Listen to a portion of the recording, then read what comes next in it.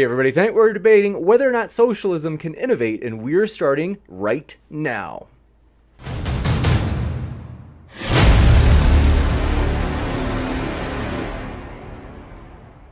Ladies and gentlemen, thrilled to have you here for another epic debate. Want to let you know if it's your first time here at Modern Day Debate, we are a neutral platform hosting debates on science, religion, and politics. And we want to let you know, no matter what walk of life you are from, no matter what way of thinking or what you share here or debate here at Modern Day Debate, we hope you feel welcome. And with that, what we're going to do is, I want to give you a couple of housekeeping type things for the channel first. If it is your first time here and you have not subscribed, well, consider hitting that subscribe button, as we are thrilled for many upcoming juicy debates in the future, including Matt Dillahunty will be back to debate whether or not Jesus fulfilled prophecy. So that should be a blast that's coming up this month with Samuel Nassan, and you don't want to miss it. Also, very excited, folks. What we're going to do is introduce our guests. We're thrilled to have them. We're really thankful they're here. This is going to be a lot of fun. Want to let you know, folks, their links are in the top of the description. So if you're listening and you're like, I like that, and you want to hear more, you can hear more by clicking on those links in the description box. In fact, what we're going to do is, for our speakers, we're thrilled to have them here. We're going to give them a chance to share. We want to hear what we could expect to find at your links, gentlemen. So we'll start with Ben. Glad to have you back, Ben. What can people expect to find at your link in the description? So they can find the YouTube channel and podcast that I host, Give Them an Argument. And if you've got the benburgis.com there, you can also find the Jacobin articles and a bunch of other stuff. You got it. Thanks so much. And Brenton, glad to have you back as well. What can people expect to find at your link?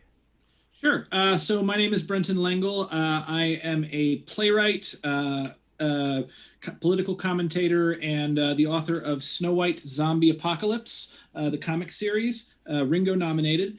At my link, you're going to find my channel where we talk about arts, philosophy, radical politics, and Buddhism. And also, for those of you who are interested in the comic series of Snow White Zombie, we are just about to go into final Kickstarter fulfillment for issue number 3. So if you want to jump on there, there's a link for hosted pre-orders you can find on my website, brentonlengel.com, and also check my YouTube channel, and you can grab one of the issues before they go to print. So that's really exciting. Absolutely. Well, thank you very much, Brenton. And with that, we'll kick it over to the team that is arguing that socialism cannot innovate. So we'll start with Keith. Glad to have you, Keith. What can people expect to find at your link? There's a website that I'm the chief editor of called attackthesystem.com, and it's a general news and commentary site that presents ideas from what might be called a heterodox anarchist perspective. And I'm also the co-host of a podcast called Kick the Puppy. You got it. We're thrilled to have you here, Keith. And Todd, glad to have you with us. What can people expect to find at your link? You can find me at the and searching in the YouTube search engine, Praise of Folly podcast. And you can expect to hear talks about religion, history, politics, philosophy, and economics. You got it. Well, thank you very much, gentlemen. And what we're going to do for today's format, just want to let you know, folks, it's going to be interweaved in terms of the opening statements. And so we'll start with Ben, and then we will kick it over to the opposite team, where Todd will have roughly 7 minutes as well. And then we'll go to Brenton for about 7 minutes as well. And then finally Keith for about 7 minutes. So we will jump into that shortly, but want to let you know, following those openings, we'll have open conversation and then Q&A. So if you happen to have a question, feel free to tag me in the live chat with @ModernDayDebate. That way, I can be sure to see your question and get it into that Q&A list. For that Q&A part, it'll be about 30 minutes or so. And with that, we are ready to start the opening statement. So, Ben, the floor is all yours. I've got the timer set for you. Thanks for being here. All right, thank you, James. So if you're going to ask whether socialism can innovate, the obvious first question is, what do you mean by socialism? So I think broadly speaking, what we mean by socialism is no longer having society being divided into a class of people who own businesses, a capitalist class, and a class of people who work for the first class, the working class. That instead of that, there's some important sense in which the means of production, distribution, exchange, finance, all that good stuff are, the economic resources of the society are socially owned. So if the claim that the other side wants to make is there are some versions of socialism, or there's some things that having that be socially owned mean that might be bad for technological innovation, then yeah, sure. I have no problem with that. Of course, there are some ways that capitalism could work that would be bad for technological innovation. Arguably, for example, if you did what a lot of anarcho-capitalists want and abolished all intellectual property protections, then the incentives that companies have for certain kinds of innovations to increase market share might go away. Would things work out that way? I don't know. It's speculative, and now you see the problem. So let's talk about what we mean when we talk about socialism. And the first thing to make clear is that certainly what I mean when I talk about socialism is not primarily the sort of experiments and authoritarian state planning that existed in the 20th century in places like the Soviet Union and Mao's China. If you want to talk about the actual technological record of those societies, it's a mixed bag. The Soviet Union did beat us to space, but I'm not primarily interested in exploring the question of whether innovation, to what extent it was happening in those societies, because whereas it's a fascinating question for historians of those societies, that's not the model that I advocate. So on the other end of the spectrum, you could talk about the optimistic projection, most optimistic possible projection of how socialism could work, what the kids call fully automated luxury communism, where the idea there is that as even many libertarian futurists believe, technological progress is eventually going to get us to the point where most of the work that's currently done by humans can be done by machines. Well, if you think that prediction is right, and of course there's lots of room for debate about that, but if those machines are still privately owned, the results could be a disaster for most of the human race. The best we could hope for is like Yang bucks as a 21st century equivalent of an ancient Roman bread ration. But if the machines are collectively owned, then we could all make a collective democratic decision to just work fewer hours with no loss in standard of living. And maybe the idea is, this is an idea that goes back to like Karl Marx and his Fragment on Machines from Grundrisse, that at the end point of that process, so little work still has to be done by humans that you don't need to link work to income in order for it to be done. Some people will choose to spend their free time playing video games and spending time with their family. Some people will write really bad poetry, and some people will pursue their passion for computer engineering. And that will be enough to get what work still needs to be done by humans done just as a hobbyist passion. Now, that's extremely optimistic. Will that actually happen? I have no idea. I think it's a useful horizon, even if we never completely get there.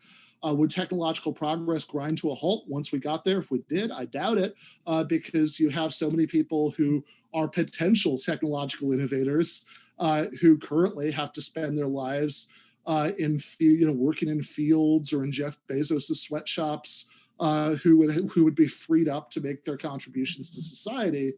But I will freely acknowledge that it's hard to make predictions with any great degree of certainty about how a society so unlike our own would work if it came into existence. And I think it's a little bit more interesting to try to do something grounded, which is instead of just speculating about what a really advanced form of socialism might look like, to think about the kind of socialism we could have right now, 5 minutes after capitalism. So don't make any assumption about a bunch of technological progress having happened first or any sort of cultural progress having happened first. Just only assume massive, massive political progress. That's it, right? Assume a political tectonic shift that would allow for the complete expropriation of the current owners of the means of production, but don't assume anything else.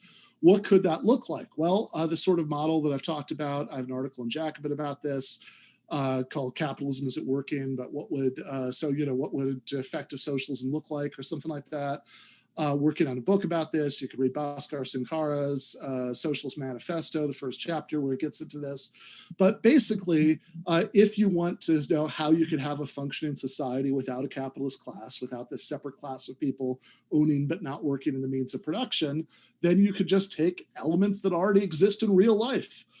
So we already have plenty of successful examples of advanced Western democracies nationalizing certain industries and running them as public utilities in a completely decommodified way. Think, for example, the NHS in Britain, which is so wildly successful that even conservatives have to pretend to support it or they'd never win another election again. And we already have successful private sector worker cooperatives. So, most strikingly, for example, the Mondragon Corporation in Spain. And so if you had a society where you no longer had a capitalist class, you no longer had a separate class of people owning but not working, in the farms, the factories, the offices, the stores, etc., because that had been gobbled up on the one hand by an expanded state sector for what are sometimes called the commanding heights of the economy, for things we really want to be decommodified completely. In other words, we don't want to be treated as commodities to be bought and sold, such as healthcare. And on the other hand, if you did still need to have a private sector to solve any sort of calculation problems, it could at least be a private sector or quasi-private sector if it was renting the physical means of production from the state of competing internally democratic worker cooperatives. So finally, the question is, would such a society be able to innovate? Well, here's the problem. If you want to say no, we'd have two sectors here, cooperative sector and a state sector, and both of those in the real world do innovate like crazy.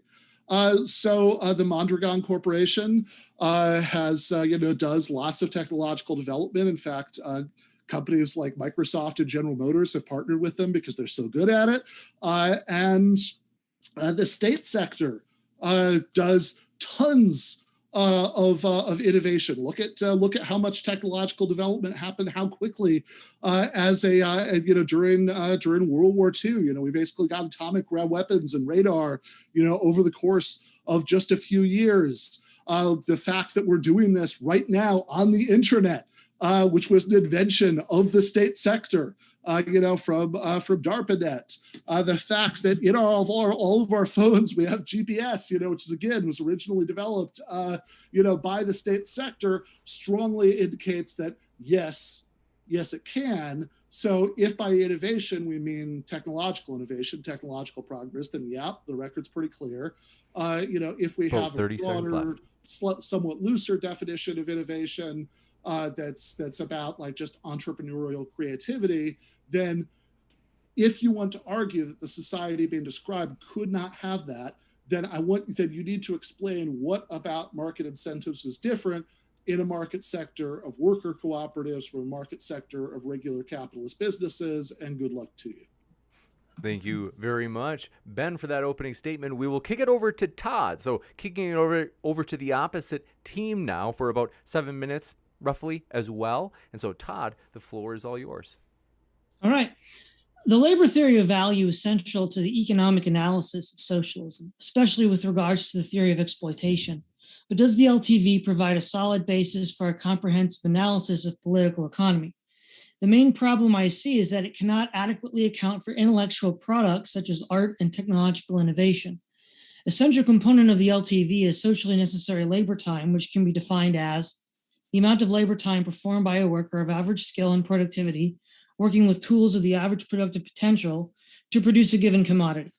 This is an average unit labor cost measured in working hours. Whatever can be said for the SNLT with regards to mass-produced goods, it becomes very difficult to envision how the SNLT could account for singular works, such as technological innovation and artistic creativity, or broadly speaking, intellectual works. Such a work is a breakthrough, and breakthroughs by their nature do not have average cost of production. As such, this means intellectual products are outside of the valuation process of the LTV. If one cannot calculate the value of intellectual goods via the SNLT, then how in a socialist economy is such a good to be appraised? It would seem that any such appraisal would have to come from some other method of analysis, but therein lies the problem. The socialist claims that the LTV to be an exhaustive explanation of the political economy, which it is in fact not. Under the principle that that which is not valued or not properly valued will not be produced, I predict that under a socialist system which is governed by the LTV, such intellectual goods as technological innovation and artistic creations will either go underproduced or not produced at all. It would, let's see here, not produced at all, as the means of production is not an intellectual good. Sorry. If socialism is to be understood, the socialist claims the LTV to be an exhaustive explanation of the political economy, which in fact is not.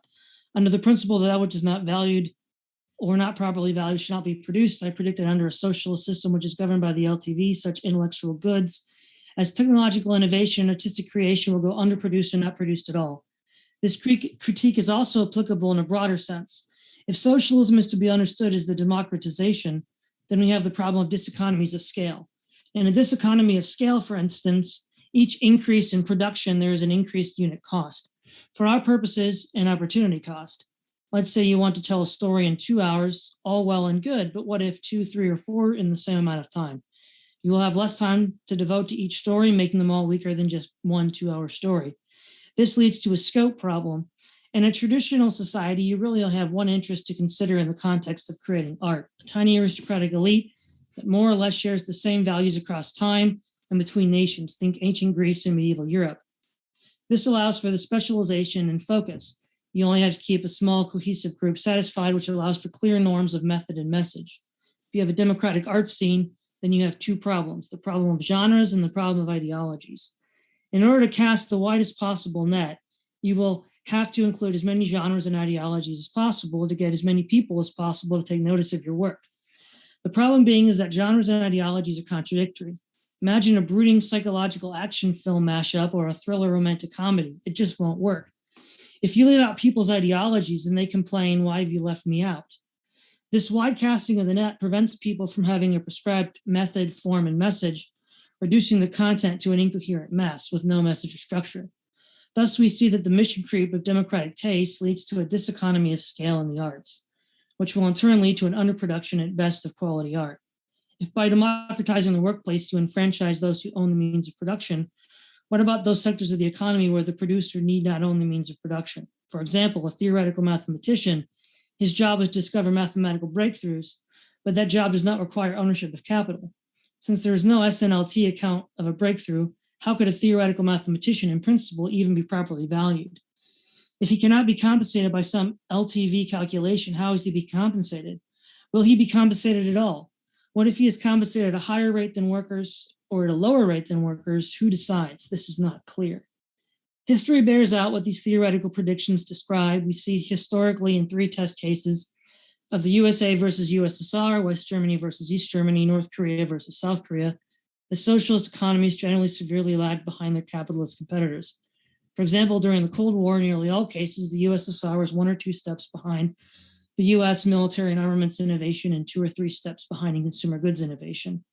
We can also see that in arguably proto-socialist society, Sparta, innovation was stifled, and it was capitalist Athens that gave birth to the Western mind. Why is it that reactionary Tsarist Russia in its twilight had a galaxy of musicians, novelists, and philosophers, such as Tchaikovsky, Dostoevsky, and Tolstoy, and the USSR in its twilight had nothing to compare with them? Shakespeare was produced in a budding capitalist society, Tolstoy in a decaying feudal society. I would offer that since these societies were not so narrowly circumscribed by the LTV, they could and did give appropriate value to these theories, the one with the greater to these artistic work, under the assumption that a theory must have explanatory power, and between any 2 theories, the one with the greater explanatory power is to be preferred. I argue the theoretical critique I offer of the LTV provides the greater explanatory power of these historical patterns and is on these grounds to be preferred. If the socialist would concede the point and say that the LTV does not explain intellectual works, then he must abandon his claim that the LTV is competent to explain all relevant facets of the political economy and that intellectuals can be exploited in any meaningful sense. Or he must use external theory to bootstrap the problem.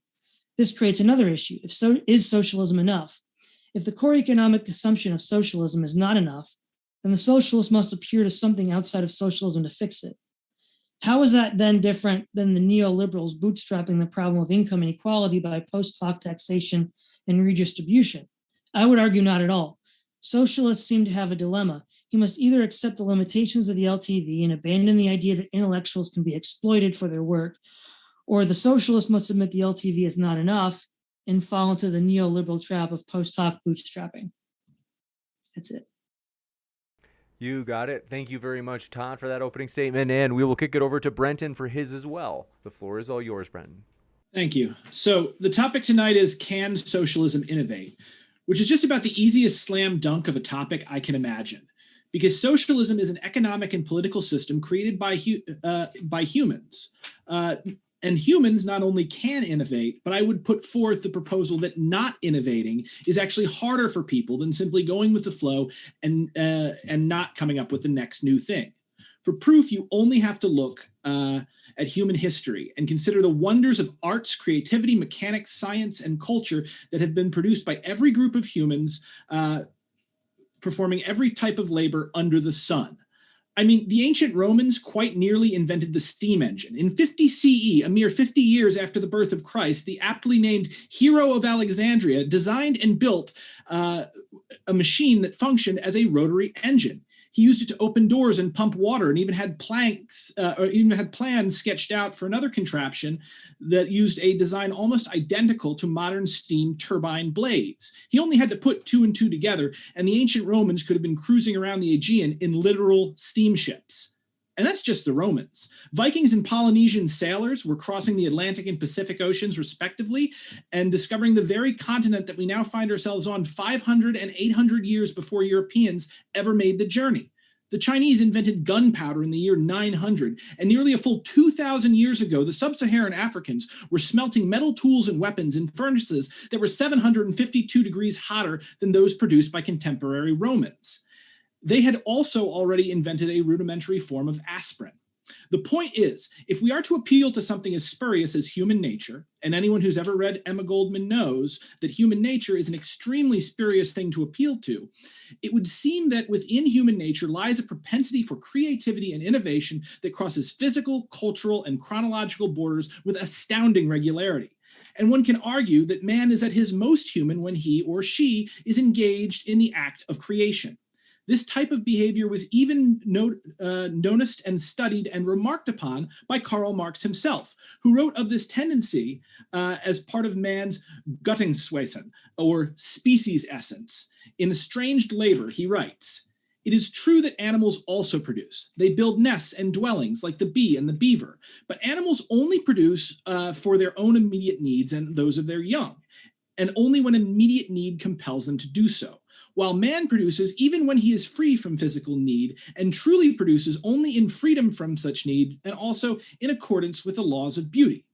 Which is to say that all of those who scoff at a possible socialist society and claim without the carrot and the stick of hypothetical wealth and all too real poverty, without this wholly necessary system of rewards and punishments administered by those in the pay of our own social elites, police, bureaucrats, managers, and jailers, who are empowered to act as gadfly to the great mass of men, without these people, we would inevitably stagnate and return either to living hand to mouth like the other species on this planet, or become so consumed by sloth that our whole civilization would soon collapse back into stupid savagery, or worse, fall prey to another civilization who weren't so keen to spare the rod, nor so compassionate as to fail to empower an army of taskmasters to whip their own people into shape.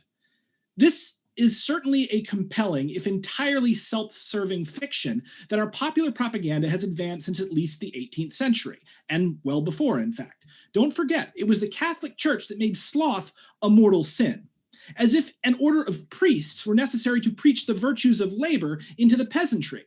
Which you have to admit, by the way, is a really funny thought. A priest decked out in vestments sent by a man who spends his days making proclamations from a giant golden throne, preaching hellfire and damnation to all those who fail to appreciate the virtue of a hard day's labor. As if a priest or politician or CEO knows anything at all about hard work compared to a farmer or factory worker or Amazon employee. The point is, we as Westerners are laboring under a very pernicious delusion, and that delusion is that innovators are rare, and that the task of civilization is to find these magical people and elevate them to insane heights of privilege and power that they might continue to innovate. It's as if our society is on the lookout for geese that lay golden eggs, and when we can't find these geese, we just declare that the particular goose who happens to already be sitting on a giant pile of gold must have laid it themselves. And that's how we get people like Thomas Edison, Steve Jobs, and Elon Musk, all people who are renowned for possessing near supernatural reserves of brilliance, know-how, and work ethic, and yet in reality, none of these people are true innovators.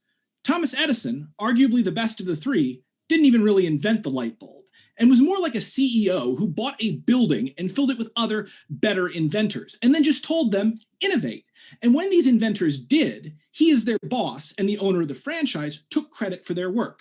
Steve Jobs pulled the same scam. When he unveiled the first iPhone in 2007, it didn't even work. The phone itself was primarily a product of taxpayer-subsidized government research, and his entire staff spent the whole day drunk and terrified that the non-working phone might crash and Jobs would ruin their careers over it. And let's not forget that Jobs himself was never a great genius, just a man lucky enough to have access to the labs at Xerox and all the technology contained within. And then we have Elon Musk, heralded as the real-world Tony Stark, whose most important and brilliant career move was to be born the son of a man who owned a literal emerald mine.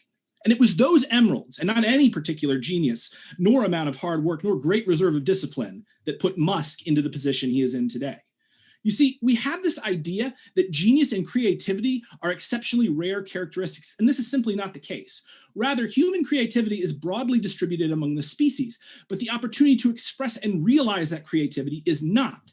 This is borne out by the data. In a paper published by Professor Raj Chetty of Stanford University, which analyzed the backgrounds of patent holders in the United States, it was determined that the single greatest predictor of whether or not a child might go on to be an innovator was not the presence of talent, ingenuity, or drive, but how much money their parents made. The problem here is so bad that students with exceptional scores in childhood mathematics were no more likely to invent anything at all than the students with poor scores. That is, if only their parents were not among the highest income earners in the country. This data confirms exactly what paleontologist Stephen Gould famously wrote in 1980. I am somewhat less interested in the weight and convolutions of Einstein's brain than in the near certainty that people of equal talent have lived and died in cotton fields and sweatshops. This is to say that we humans are positively awash in geniuses, yet our society cannot recognize them because our current intelligence system relies on financial indicators of success in order to decide precisely which individuals shall have the privilege of making their will manifest, and throws roadblock after roadblock in the way of anyone who exists outside of this paradigm.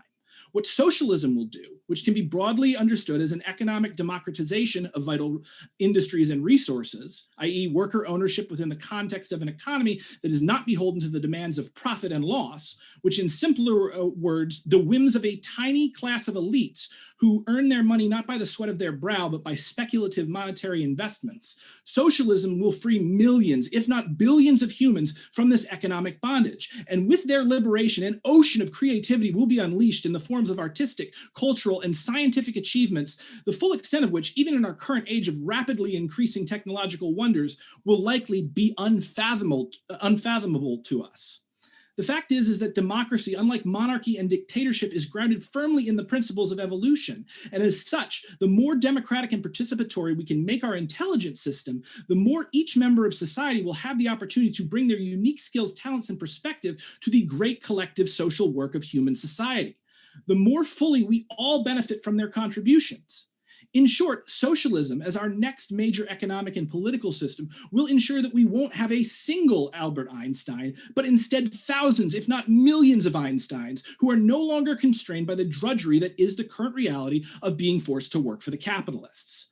And if this all seems too utopian for you, and you are perhaps still in the thrall of that nasty propaganda that I mentioned earlier, that equates our current lower classes with animals and beasts of burden, and fear that without the carrot and the lash, these people will simply choose to do nothing with their time. Let me remind you that psychologically speaking, what you are alleging is a fever dream. We have known for a long time that when the basics are taken care of for humans, they don't sit back and stagnate, but instead seek new heights and new masteries and new challenges to overcome. This basic principle that was touched upon by Marx was proven later by Abraham Maslow and expressed in the popular imagination via his hierarchy of needs. It's not the socialists who's staring at humanity through rose-tinted glasses and imagining an impossible future that is a threat to innovation. Rather, it is those whose imagination has been stunted by this popular propaganda who tether humanity to the past. The fact is that we've been ready to run for a while now. Our species is, in fact, chomping at the bit to do so. But without a new liberatory way of doing things, we will forever remain lashed to the cart.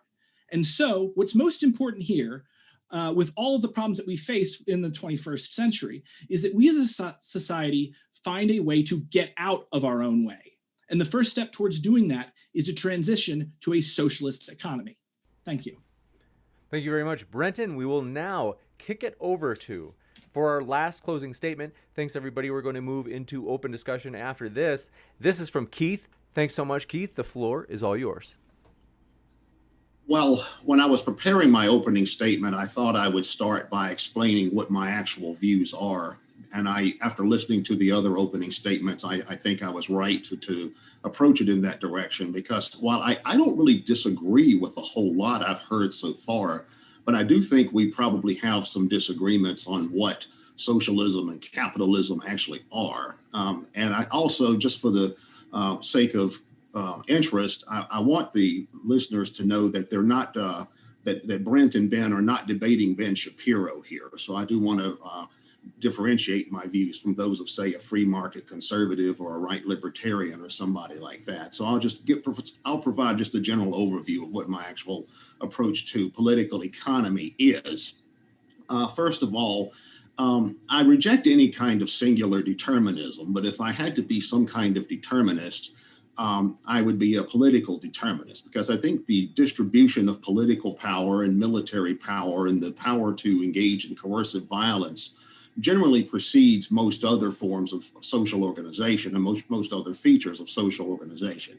Before you can have an economic system, you have to have a distribution of power in the wider society, and that's determined by a variety of factors.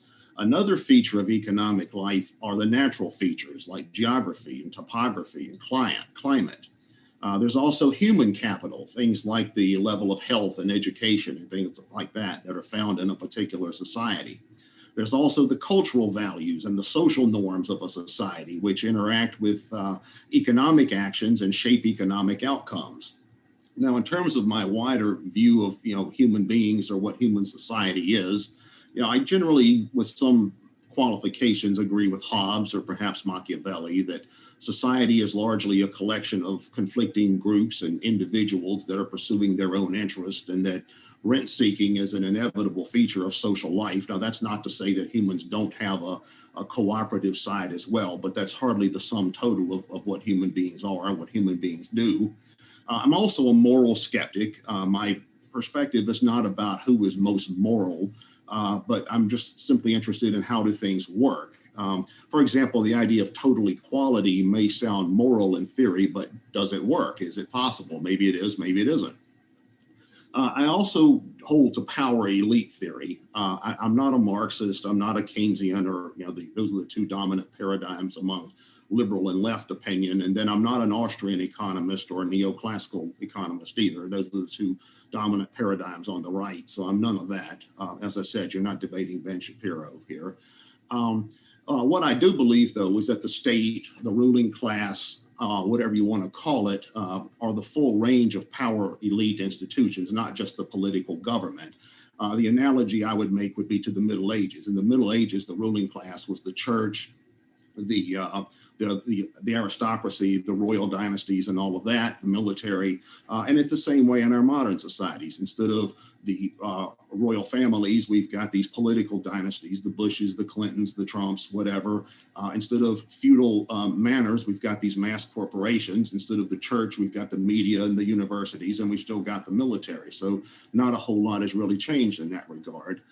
As far as major economic paradigms, I'm probably closer to the institutional economist, which is the idea that economic life is made up of individuals, firms, political institutions, social organizations, social norms, culture, all of these things interact with each other to make economic life what it is. And I think if you leave out any of those, you're running into problems. I also agree with the anarchist critique of the state and of concentrated power generally. My influences there would be historians and anthropologists like James Scott, Harold Barclay, David Graeber, Franz Oppenheimer, who pointed out that the historic role of the state in societies is to centralize control over wealth and property. So I hold to a somewhat similar critique of the relationship between state and capital that you find among individualist anarchists like, say, Benjamin Tucker, Lysander Spooner, maybe Pierre-Joseph Proudhon, maybe Henry George, figures similar to that within that tradition. I'll also concede that socialism, broadly defined, and I think socialism is a really broad concept, and I appreciate the efforts earlier to define it. I think there are some problems with the definition that was provided, but I would agree that socialism is not inherently statist in theory. That's a common argument that, say, conservatives and right libertarians make. But for example, there was an interesting essay written by Larry Gambone, a Canadian anarchist, about 15 years ago, where he described the different traditions within socialism and talked about how a lot of the classical 19th century socialists did not view their idea of socialism as some sort of state-run economy. Instead, they were more into communes and cooperatives and worker collectives and anarcho-syndicalist unions and things like that. Now, I do have a criticism of anarcho-communism. I think it's a product of time and place. I think it is derived from societies that were feudal agrarian economies that were based on subsistence production and peasant communal traditions. But before any anarcho-communists feel slighted, I also have the same problem with the deification of John Locke that you see in a lot of right libertarian and anarcho-capitalist thinking. I also think the Lockean approach to political economy is rooted in a specific time period. It's rooted in this early modern, early bourgeois, during the early phases of the market revolution, and reflects that kind of limited historical framework. I'll also acknowledge that communes can exist on a functional level. There's a place not far from where I live called Twin Oaks. Some friends of mine have lived there. Monasteries are certainly a type of commune that has existed for centuries in many different cultures. There's a place in Spain called Marina Lida. It's a kind of socialist leftist commune that seems to function very well. There's some sort of spiritualist commune in India called Auroraville. That's been there for decades and seems to work pretty well. I have a lot of anarchist friends that are fans of a novel called Bolo Bolo that kind of outlines this futuristic anarcho-communist society based on all these communes with all these strange identities that engage in exchange with each other. And I don't know that something like that is impossible in real life. But I do think scale is problematic. If we look at the work of Robin Dunbar, for example, we see the idea that once you start getting into a group that's, say, larger than 150 people, you start running into problems when it comes into cooperation because people are more cooperative with people they know. And we all know that from our personal lives. We tend to approach people we know and interact with on a person-to-person basis in a way that's much different than, say, when we're arguing with people on Facebook. I do think scale is a serious issue when it comes to things like communes and cooperatives and things of that nature. Now, I am probably the last person on earth who's going to be defending capitalism, or at least what is commonly called capitalism. There's a whole lot of problems with capitalism. The issues, first of all, are concentrated economic power, centralization of control over wealth and resources.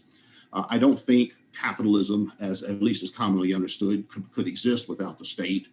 I think that most conservatives and libertarians are not nearly thorough enough in their economic critique of the relationship between capitalism and the state. As I said earlier, I think corporations are the new modern, they're the modern feudal manorial system. And corporations play the same role in our society that the feudal manorial system did in the Middle Ages.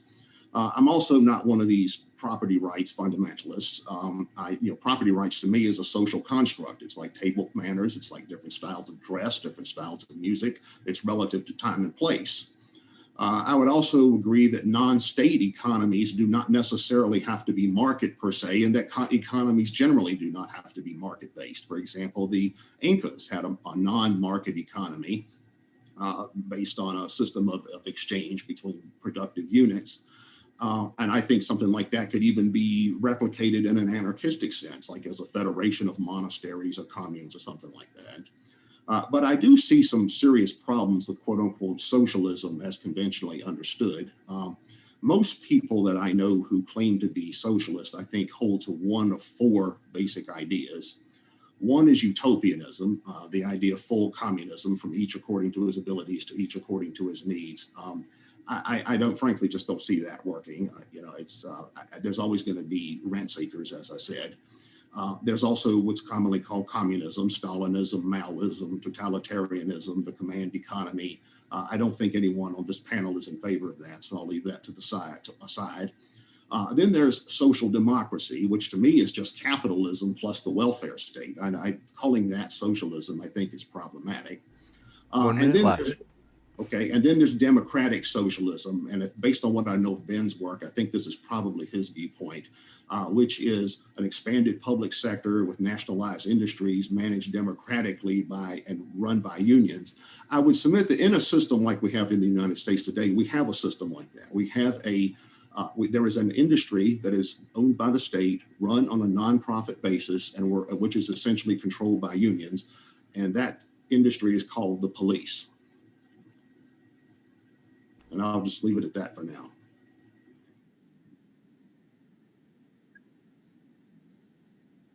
Oops, I was on mute. So, folks, what I was saying there was thank you so much to our guests for their opening statements. We're going to jump into the open conversation right now. And so, as mentioned, if you happen to have any questions, feel free to fire them into the live chat, tagging me with @ModernDayDebate. And with that, thanks, gentlemen. The floor is all yours. Yeah. So I did just want to real quick make one general comment, and then I was hoping we could go back to a couple of things that Todd said. The general comment is that I don't really think I heard any explanation of why socialism can't innovate in either of those opening statements. I heard some general thoughts about capitalism and socialism, but that seems to be slightly different. Then the specific thing is, so Todd made some historical claims that I thought were kind of odd. So, I don't think Sparta, there was certainly nothing socialist about Sparta, and there was also nothing capitalist about Athens. They were both slave societies. So I don't understand that part at all. And when it comes to these parallels about West Germany and East Germany and the US and the USSR and North Korea and South Korea, all of those seem to be relevant to a way of using the word socialism that I don't think either of us are using it in, as was mentioned earlier. But I also don't see what it has to do with any of the stuff about the labor theory of value. Because as far as I could tell, and please, Todd, correct me if I'm wrong, if I'm getting you wrong, the claim is that somehow these societies were less successful because they were trying to compensate people for the amount of value that they created, understood in terms of the labor theory of value and socially necessary labor time, and that just didn't work as well. And I think that's just historically just flatly not true, that the Soviet Union or North Korea or East Germany ever claimed to be doing that. And it's also interesting to note that Karl Marx very explicitly didn't advocate that. It is true that he believed in the labor theory of value, just like lots of capitalists, pro-capitalist economists like Adam Smith and David Ricardo believed in the labor theory of value. By the way, there are plenty of Marxists who are heterodox and reject that part of Marx. So G.A. Cohen, for example, has a paper, you can find it on the Verso website, called The Labor Theory of Value and the Concept of Exploitation, where he argues, I think very convincingly to me, that the Marxist claim that workers are exploited is logically independent of whether you're a marginalist about value or you believe the labor theory of value or anything like that. That's just a separate issue. Regardless of what you think makes it the case that goods have the value that they do, that's a separate question from who has a right to distribute the surplus value that's created. And the objection is basically, to put it in all American terms, is the private sector version of taxation without representation in capitalist firms. But it's also just not the case that Karl Marx said that we should be compensating everybody for exactly as much, laborers they put in understood in terms of socially necessary labor time. There was a faction of the German socialist movement that sort of said that, the Lassalleans, but if you read Marx's critique of the Gotha program, he criticizes them for saying just that, right? He says that in the early stages of socialist society, it might be necessary to tie compensation to how much people are putting in with a whole bunch of caveats, because but his reason for saying that is because it would be necessary for the sake of incentivizing labor. But he also says there's a strong sense in which this would be unjust because some people are smarter than other people, some people are stronger than other people. So he said if you're rewarding people for how much they put in, it might be a necessary evil at some stage, but it's not. But you're just recreating a natural aristocracy because you're depriving some people based on things they can't control, like how smart they are and how strong they are. And final thought about this before Brenton gets in or the other team could respond, is just that, look, I certainly don't advocate, Brenton can speak for himself, but I certainly don't advocate that we make some sort of attempt to compensate people by calculating exact socially necessary labor hours or anything like that. I certainly don't think that I'm out of step with the socialist tradition in that. I think Marx says in Critique of the Gotha program that the Lassalleans are wrong to be obsessed with the question of how payment is distributed, because he says that's not the point of the socialist project. The point of the socialist project, the essence of it, the wildly unjust and unequal distribution we have under capitalism is just a system. The essential question is who controls the means of production, because they're the ones who decide how it's being distributed. So what I would say about how to distribute is, look, I think we can have a fairly egalitarian state sector and worker cooperatives that actually exist. They don't have totally egalitarian pay scales, but they're way more egalitarian than regular capitalist firms. And that sounds good to me. And I just don't see how all the LTV stuff is relevant. All right, Well, let's give, can I try to clarify that a good point? amount of time to Todd just to respond to as many points as possible. Yeah, so let me first ask a question to make sure that we're on the same page and not talking past each other. I remember I was watching a video of yours a couple of days ago to sort of prepare for this debate where you were discussing the theory of exploitation. And it sounded to me what you were saying was this. Once we calculate the total cost of the product from the capital inputs in and then the amount of cost of the labor of the worker, that's the total cost of the product. And then the capitalist then sort of dips into the value that the worker produced and then adds that to his value to turn a profit, which is then what would be called exploitation. Is that a fair description of your thought on that? It's not how I would describe it, but as was just pointed out, I was just talking for a long time. So if you want to respond to other points before we go back to me, go right ahead. Sure. So when we talk about the idea of the cost of the unit production of something, the SNLT says that we look at the average cost of these things by the average worker, by the average machine tool. And then we can get a rough estimate of what that should be valued at or what that should be cost at any given time T in the economy based on these given factors. And so we could have a rough idea within a socialist system of what we ought to be valuing these things. And that doesn't necessarily mean that we have to say this is a one-to-one correlation. We might have other reasons to raise it or lower it, but that sort of puts it in a ballpark figure. Yeah. And what I'm saying is if that's where value is derived from, works that do not have average costs, where you can't look at a sector and see the average cost of it, it's only going to happen once. It's not clear how that can easily be accounted for in that theory. So for the record, not what I think. I think that you can have any theory of value. You could be a marginalist about it. And the exploitation claim still stands, that they have that workers are certainly creating the products that have value, and we could just bracket the question of where those products get their value. The workers create the products that have value, and therefore have a default right to control how that value is distributed, how much of it they take home, how much of it is spent on new production, etc.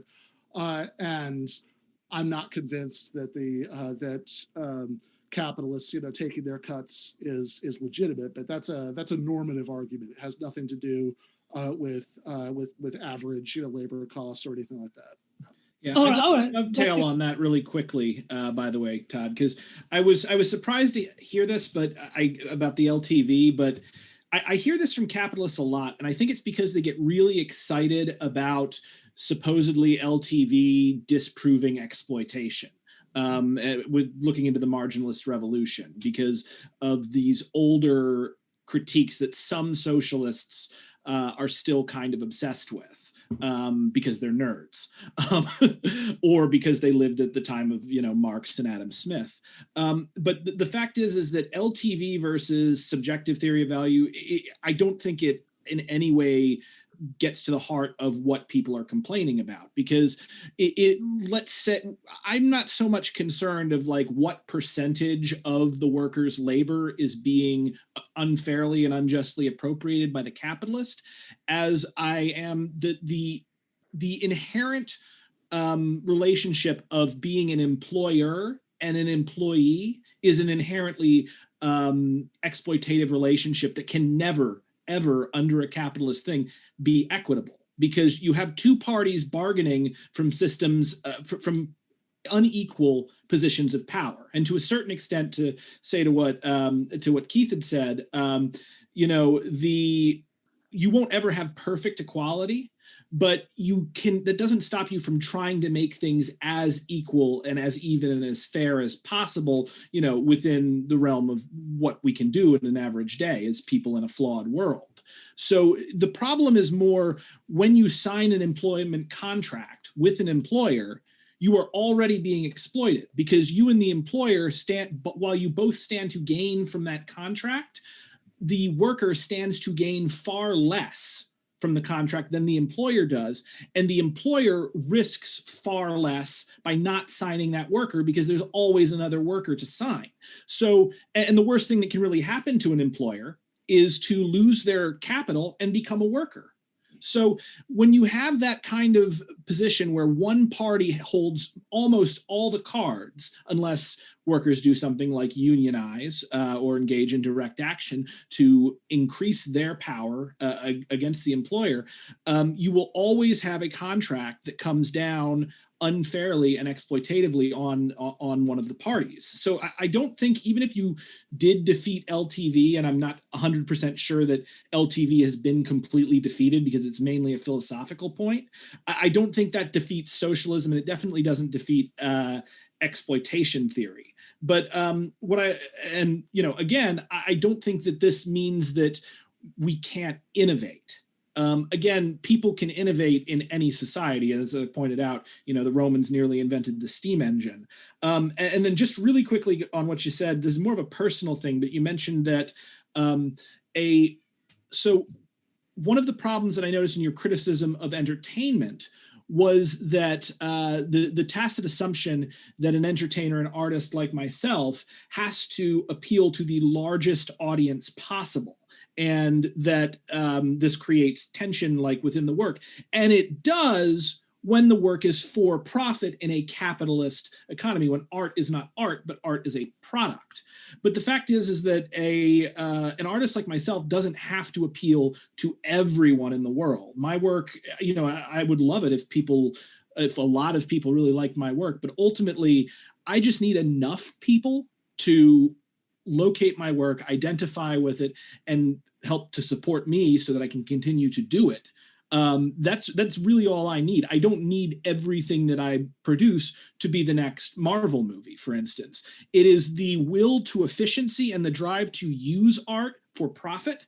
That's what creates the tension. So these tensions would not be present in a socialist society. And even if you look at socialist, and there's been incredible socialist art that's been coming out over the centuries, but even in the Soviet Union, you did have some incredible innovations. I'm not going to defend the Soviet Union because I think that there's a lot that's wrong with that model. But just even with that model, which I think is probably one of the worst attempts at socialism that we've had, you've got incredible artists like Shostakovich coming out, And granted, Shostakovich did bristle against the Soviet government, and some of his most beautiful work was done after he was forced to join the Communist Party. But at the same time, that's sort of the artist's job. We're supposed to bristle at the society around us because we are supposed to stand outside of society and to provide an insight that may not be visible to those who are in the pale. That's why we are beyond the pale. So, I mean, you've got Shostakovich. You also have Soviet cinema, which was they pioneered the jump cut. There are a number of really incredible innovations that came even from this, what I would argue again, poor example of socialism, that just really is mind-blowing. The whole fact that we went to the moon. Like, the Americans never would have gone to the moon without the Russians shooting a dog into space. And why did the Russians shoot a dog into space? Because they weren't concerned about profit, because they were looking to do something to advance science and to make their mark in a way that did not directly lead to making profits for an investor class. And then, of course, the Americans, we just had to outdo them at it because we're jerks. But the point being is that without that first part of the dialectic, without the Soviet space program, the American space program would have never happened until there was a market incentive to do it. And there's still not a market incentive to go to space today.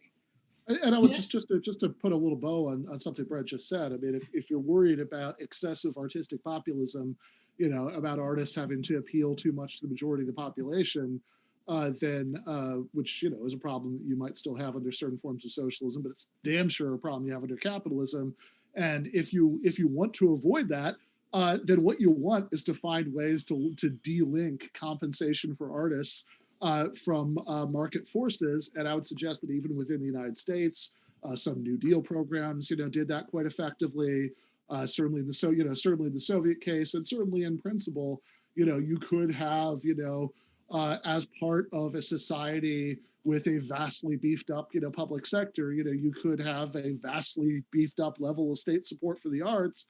We could argue about whether socialism is necessary or sufficient to get that, but it's certainly not something that's like it's certainly not obvious how the transition from capitalism to socialism is supposed to increase the problem of artistic populism rather than decrease it. Yeah, can I add? Jackson, real quick, because I want to make this point before I forget. Let's not forget that Jackson Pollock, one of those famous American painters. Just to be fair, that I think it might have been Brenton and then Ben and then Brenton, and so just to be sure that they have plenty of time to respond. Sure. Can I just get this out real quick? Just to put this on here. As long as we give the same amount of time back to them. That's fine. We can give it back to them. But what I really want to make clear here is that Jackson Pollock, one of the most famous American painters, his work was directly supported by the CIA as a weapon against the Soviets. Like, there were freaking suits coming in there. They didn't care about Jackson Pollock's art. What they wanted to do was they wanted to use his art as propaganda to show, look how free and innovative the West is. So they threw, thousands and thousands of dollars at him and other artists, which ironically, the same people that were paranoid about the Soviets and also hated Jackson Pollock and hated his art and didn't want the government spending money on it. And they had to go back and spend it in secret. All right. So first of all, neither Keith nor I are advocating for the current state of capitalism, or that the current state of capitalism would necessarily make any one of these things better or worse. So we can just dispense with that because neither one of us are arguing for that. Now, with regards to the artistic angle, and this is definitely going to be more of a discussion more towards Brent's way. When you look at a democratic decision-making process, when you then have to divvy up the resources in order to, so there's at least two reasons why I think theoretically you would see a more populist shift in art under a socialist society. One is when you have to appeal to whatever body is organized to distribute the resources amongst the community, where you get your cut. For those people who are producing tangible physical goods, it's going to be a lot easier for them to justify their cut. I'm growing your fruit, I'm baking your bread, I'm making your clothes. You don't have to try as hard to sell the fact that you're going to need that cut of the public stock to do your job. If you want to do art, it's not as immediately intuitive to people. That doesn't mean you can't make your case, but in order to make your case, in order to get an access to the public fund, one of the things you're going to have to do is in any democratic society, you're going to have to appeal to as many people as possible in order to support your purpose, your agenda on this. And I think what that is going to lead to over time is a populist pull, which will lead to, as I think, a diseconomy of scale, where you have to make too many people happy to get the resources you need to make the product. Now that's getting the resources for you to make the product. And then depending on how popular you want it to be, because artists, some artists like Tolkien, don't care if they're popular or not. That's true. But there are those that do. And for those that do, I think they're going to be not only incentivized to be more such that way, they're going to be selected for, because they're going to have a way of thinking that is more consistent with a democratic process. If somebody's very brooding and isolated, like a Tolkien, he might be viewed as someone who's not sufficiently participatory in the democracy and might not be popular. And it might be hard for him to swing a vote for resources to be allocated to him to do socialistic art. Whereas if somebody is more interested in being popular with other people, there's also that pressure to then put as much in there to make these people happy. And I think that is with that, and because you have to have all these different factors, all these different elements of the society, at least a 51% majority on your side to get the resources transferred over, at least on a reliable basis, there's going to be a trend and a pull in that direction. Whereas if you have one class to worry about, and it doesn't have to be a capitalist class, it is many different classes throughout history, it makes that easier in the sense that you only have to worry about one group of people, and you can refine your work to that group of people. And over time, you can have a deeper tradition. So as I mentioned, in the ancient world, we had, the Iliad, the Aeneid, and the Odyssey, all of which were written for basically the same class interest. And we do see that because it's the same class interest, we have a coherence and a tightness, and these are classic works that are still studied today. One could argue hypothetically the socialist democratic experiment hasn't been around long enough to try, maybe. But, Reformation England within 70 years produced Shakespeare. So, I also don't know how long we're supposed to wait. But I don't want to make a historical argument per se. I'd prefer to make a theoretical one. And the theoretical argument that I'm making is that the pressures of a democratic society would tend to pull the creators. So the idea that the creator wants to just do what they want to do, and then there's, these external pressures that pull them away under capitalism. Sure, I will concede that point. But what I will say though is I do think there's a tension that isn't maybe fully aware, maybe fully cognizant in many socialists, that there would be another tension pulling people away from just the pure act of creativity, that they would have to worry about these other interest groups that want to have a stake in what they're producing because in part they're subsidizing it by the total value they're producing in a socialist economy. And I think, Keith, unless you have anything to say, I'd like to toss it back to Brent. Well, I would like to respond to something that Ben said in response to us, which is that we really didn't get into this question of innovation, like how is socialism incompatible with innovation? A problem I have with a lot of what I'm hearing so far is it doesn't really sound like anyone is talking about socialism, at least not as I would understand socialism. I hear a lot of discussion of either modified capitalism or social democracy or anarchism being discussed. But I don't know that that's really what socialism is viewed in a proper historical context. I would concede that certainly, as I said before, real life cooperatives can exist. Mondragon is a good example. I'd say an even better example is the Emilia Romagna, which is in Italy. And I'm not in favor of giant hierarchical organizations or narrow concentrations of power or narrow concentration over investment decisions like we have in our current system. I like the idea of, say, stakeholder partnerships and decentralization and diversification of participation and investment decision-making processes. But the problem I see is that capital markets are still necessary for innovation because innovation requires investment, which means that resources have to be transferred from elsewhere to invest in new products, new technologies, labor costs, et cetera. An example would be healthcare. Healthcare is capital intensive because of the cost of the advanced technology that's involved. It's also labor intensive because it requires lots of workers and lots of highly skilled workers. And it's also got a very high level of consumer demand because everyone needs healthcare. And that's one of the primary reasons why healthcare is so expensive. It's not the only reason by any means, but it is a major contributing factor. Socialism, as I have always understood it in the 35 years I've been studying it, is based on the idea that we're eliminating the market. Instead, what we're doing is we're engaged in subsistence production for the meeting of human needs rather than the production of profit. That is, we have a subsistence-based planned economy. We determine, we seek I'm a socialist for my whole adult life, and I've never met anybody who advocates subsistence level production. Let me finish my point. It still wouldn't be democracy because you wouldn't have a capitalist class. Well, all right, just hear plenty from Keith and Todd. Okay. Well, the idea behind socialism, as I understand it, is that we produce to meet human needs. It's not just to make profit. Capitalism is the idea that you produce things to sell on the market to generate profit, and then you use your profit to invest in new production to produce more profit. That's capitalism. Socialism is, okay, you want to rationalize production. You want to rationalize it where, okay, we need housing for everyone. We need healthcare for everyone. We need food for everyone. And how are we going to get that? So we want to allocate resources in this kind of rationalistic planned economy.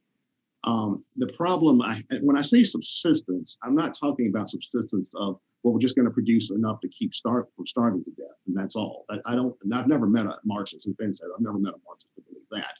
All right, but it's still subsistence production in the sense of you're producing to meet need rather than to produce for profit. I think that's what I mean by subsistence. The problem with that, though, is that you don't necessarily have a surplus to invest in innovation. And I think even more seriously, you don't really have mechanisms for exchange that result in the division of labor, which makes the specialization that's necessary for innovation possible. Now, it's possible to certainly change the definition of, say, property rights. For example, usufructuary rights instead of the homesteading principle, or Henry George's, land tenure theory, or whatever. Or you could also change the structure of production. You could have cooperatives, communes, collectives, clubs, unions, workers' councils, whatever. You could have those instead of conventional capitalist companies or even petty bourgeois firms. Or you could shift control of production from capitalist corporations directly to the state. But I don't think that it eliminates any of these problems. Now, another issue is socialism, as I understand it, is about trying to eliminate the law of value. And that gets back to the issue that I was talking about earlier about subsistence production as opposed to production for profit. All right, now, some years ago, I heard a lecture by Mike Perenni, a leading Marxist scholar. He's probably fairly old by now, probably 80-something, 90-something. But he observed that all modern socialist regimes had more or less the same model of society. It was the one-party state, the command economy, the planned economy. And he mentioned not only the quote-unquote communist countries were like that, but most socialist countries were like that. Robert Mugabe's Zimbabwe was like that. So a lot of economies that didn't identify specifically with the Marxist-Leninist paradigm still had a similar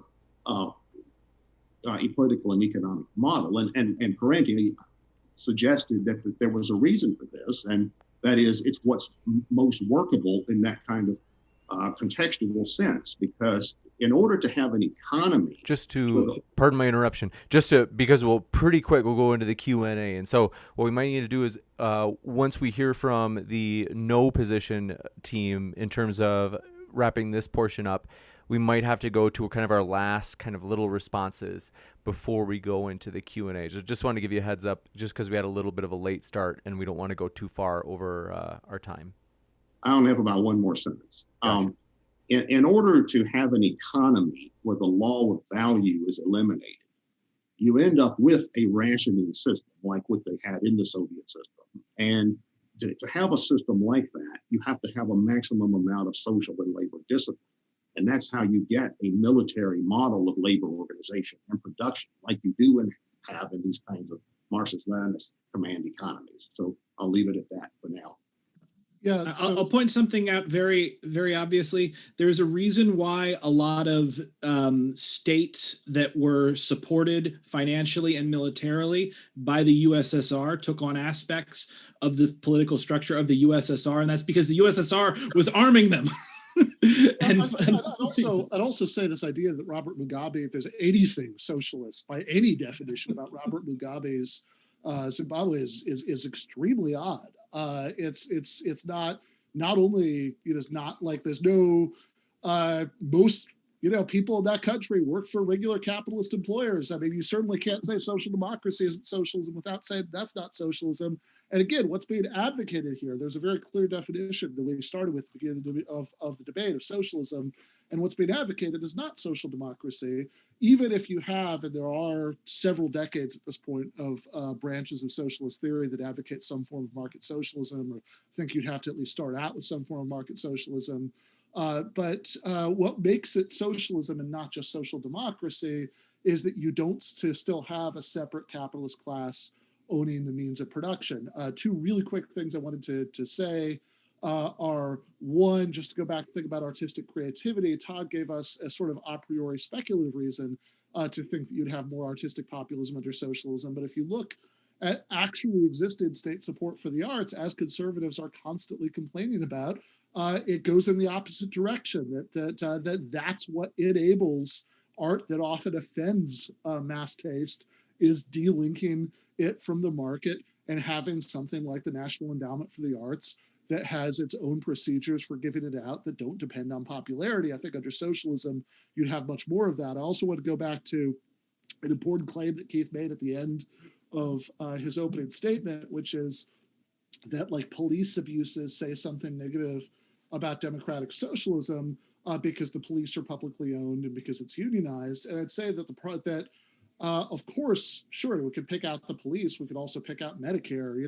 We could pick out lots of other actually existing publicly owned things staffed by unionized workers that the left is rightly, big fans of. But the problem with the police is that the communities they police have too little control over them, not too much. And so the one thing that's worse than publicly owned police is privately owned police who are accountable, not even in the totally inadequate way that existing police are to the communities that they police, but not at all to those communities. They're accountable to the people who sign their paychecks. And the last point I make is I still haven't heard a reason that socialism can't innovate. Yeah. As much as I want to really jump down the theoretical artist hole, that's my jam. And Todd, maybe you and I can have a conversation about that. I think what I wanted to point out about first off, the way in which resources are distributed within a socialist society does not have to be, there could be any number of ways to distribute those resources, whether you're using market socialism or you're using a GA model, which, by the way, you don't need a 51% ruling majority to make decisions within a GA model. It's actually a very it's a very diverse way of handling problems, where you can even have a very small but very vocal minority that is still able to get its way within a consensus-based system. So I think that what's happening here is socialism is being very narrowly defined. It's being very narrowly defined in a way that I don't see reflected in modern socialist movements. I don't hear a lot of arguments about LTV, for instance, being correct coming from socialists. You just don't hear that. Similarly, again, like with the Robert Mugabe, that I've never ever heard, like even the worst tanky, I've never heard anyone defend Mugabe. Like the person who, yeah, okay, fair enough, but yeah, you got some weird people clustered around you. But like, so I think overall, what's important here to understand is like the type of socialism that Ben and I are arguing for is more about, one, who controls economic production, who actually controls it, and how does it function?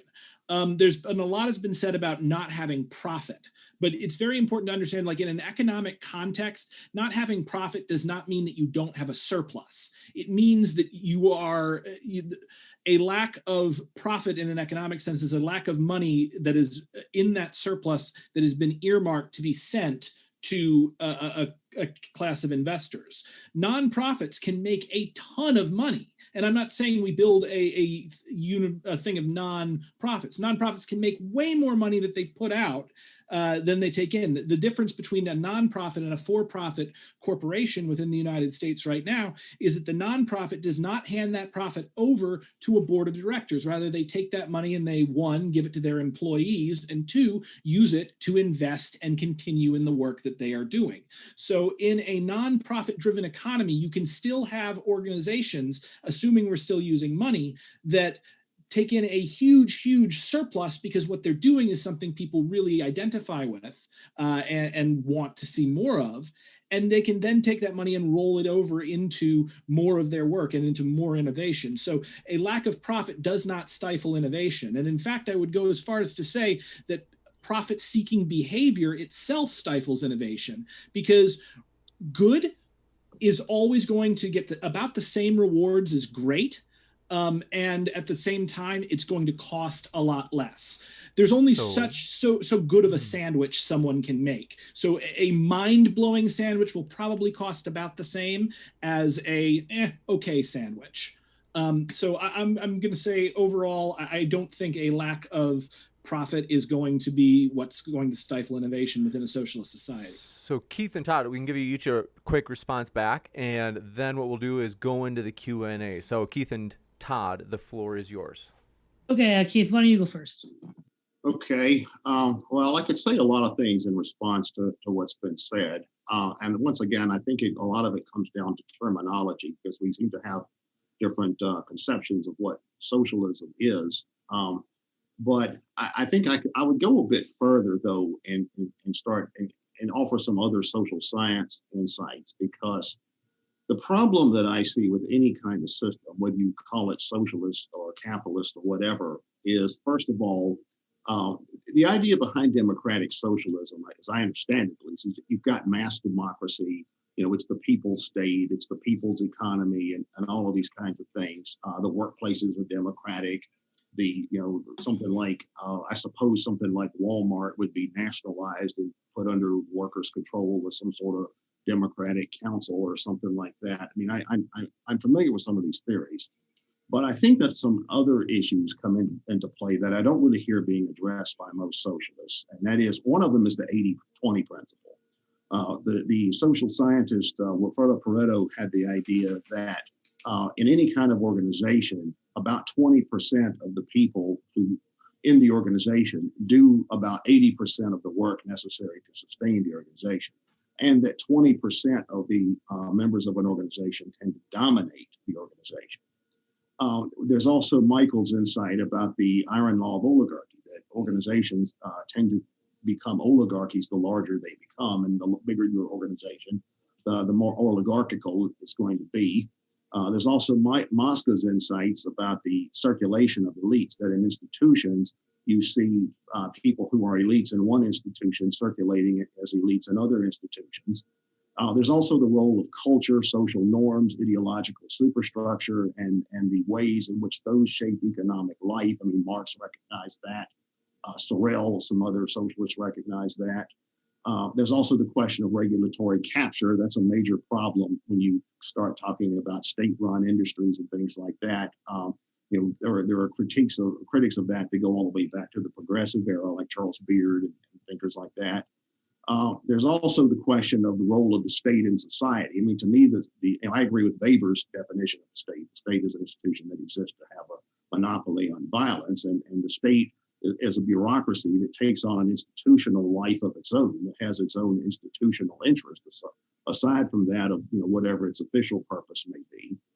There's also the insights of public choice theory, which indicate that democracy, is an oligopoly of special interest groups, and we certainly see that in our public democracy today. And even the most perfectly conceived democracy is still a tyranny of the majority, as John Stuart Mill pointed out. the idea of mass democracy is something that I would say I would approach with reservations because, I don't know that mob rule is any better than elite rule. Now we're getting into some other issues that are beyond the question of socialism. Say elite rule is considerably worse than mob rule. What's very interesting about what like we the tyranny, what we might be able to do, this might be an opportunity because we did want to go into the Q&A pretty quick here, and so Todd hasn't gotten a chance to respond. Todd, if you have anything, this might be a great opportunity. Yeah. And then we'll jump into the Q&A. Yeah, sure. So again, we don't have a lot of time left, but as far as the broader democratic decision-making issues, any kind of innovation of this kind is going to entail a great amount of risk, and groups are generally risk averse, in part because it's not clear necessarily who is the one taking the risk and then who is the one that is going to bear the cost of the risk should the risk fail, and also who is going to benefit from making the decision if the risk were to be successful, which is why, again, with venture capitalists, these are very small groups and with very clearly defined who's risking what, who's at fault if the risk fails. Now, does that mean there isn't some other way you could do it? Possibly. There's possibly some other way, but it's not clear how through this more robust democratic decision-making process you would see that. And the other problem is, at least as I see with socialists on the internet, a lot of times they'll sound like they all sort of have an underlying agreement on what socialism is, at least when they're talking to non-socialists. But then in private, they get into all these debates about what socialism actually is. And so then when they make these decisions, they're thinking, oh, well, everybody is agreeing with my definition of socialism.